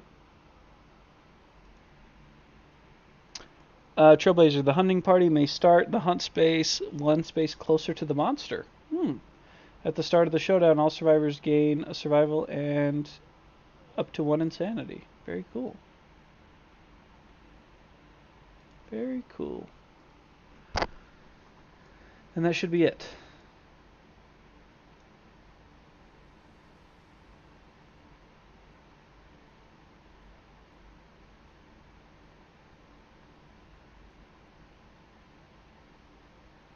Cool. Very cool. But unfortunately, we still have to deal with this butcher. And I don't think we come back with any endeavors. We don't. So it was like a nice job. Good luck. Oh, we do get to inventory like the beetle horn. That can go into storage. Our first dung beetle resource. We have a fist and tooth master now, who's going to get some serious evasion and such.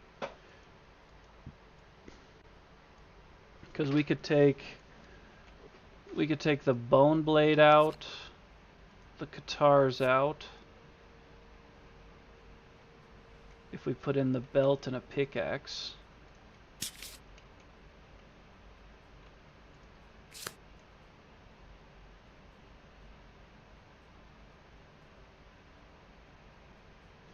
But we may want to use even a different gear grid for her.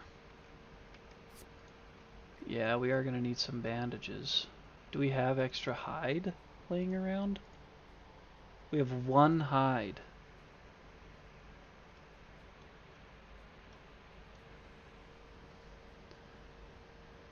Guess we could take the monster tooth necklace out, do a tool belt.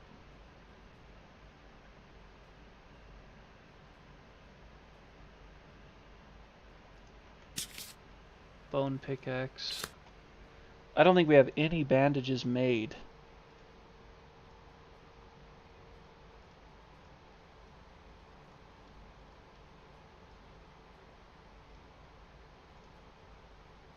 We have no bandages made. But we have the ability to make 1 bandage if we give up our... Who's got the hide? Where is it? A husk. Okay. So spend the husk to make some bandages.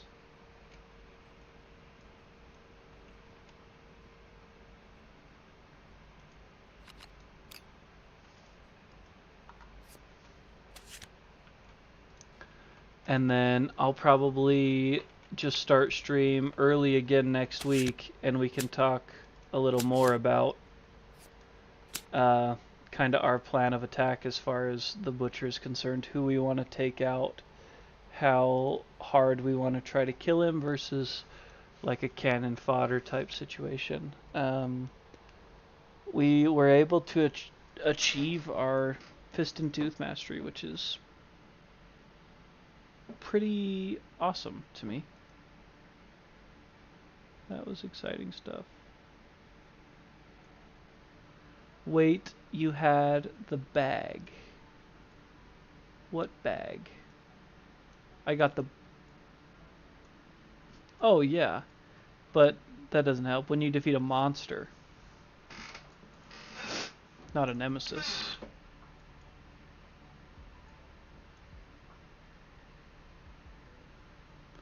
Right, that only counts for Monsters, not nemesises.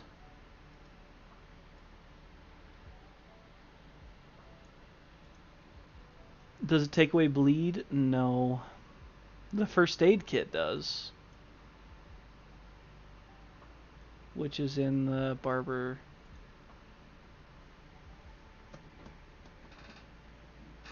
I think you got survival kit on someone.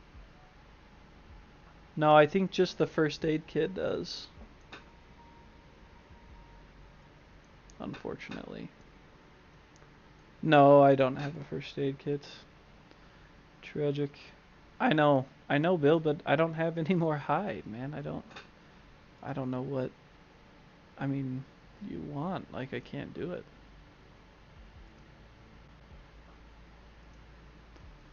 There's just nothing. If I had more hide, I'd make more bandages, but I spent our last piece of hide.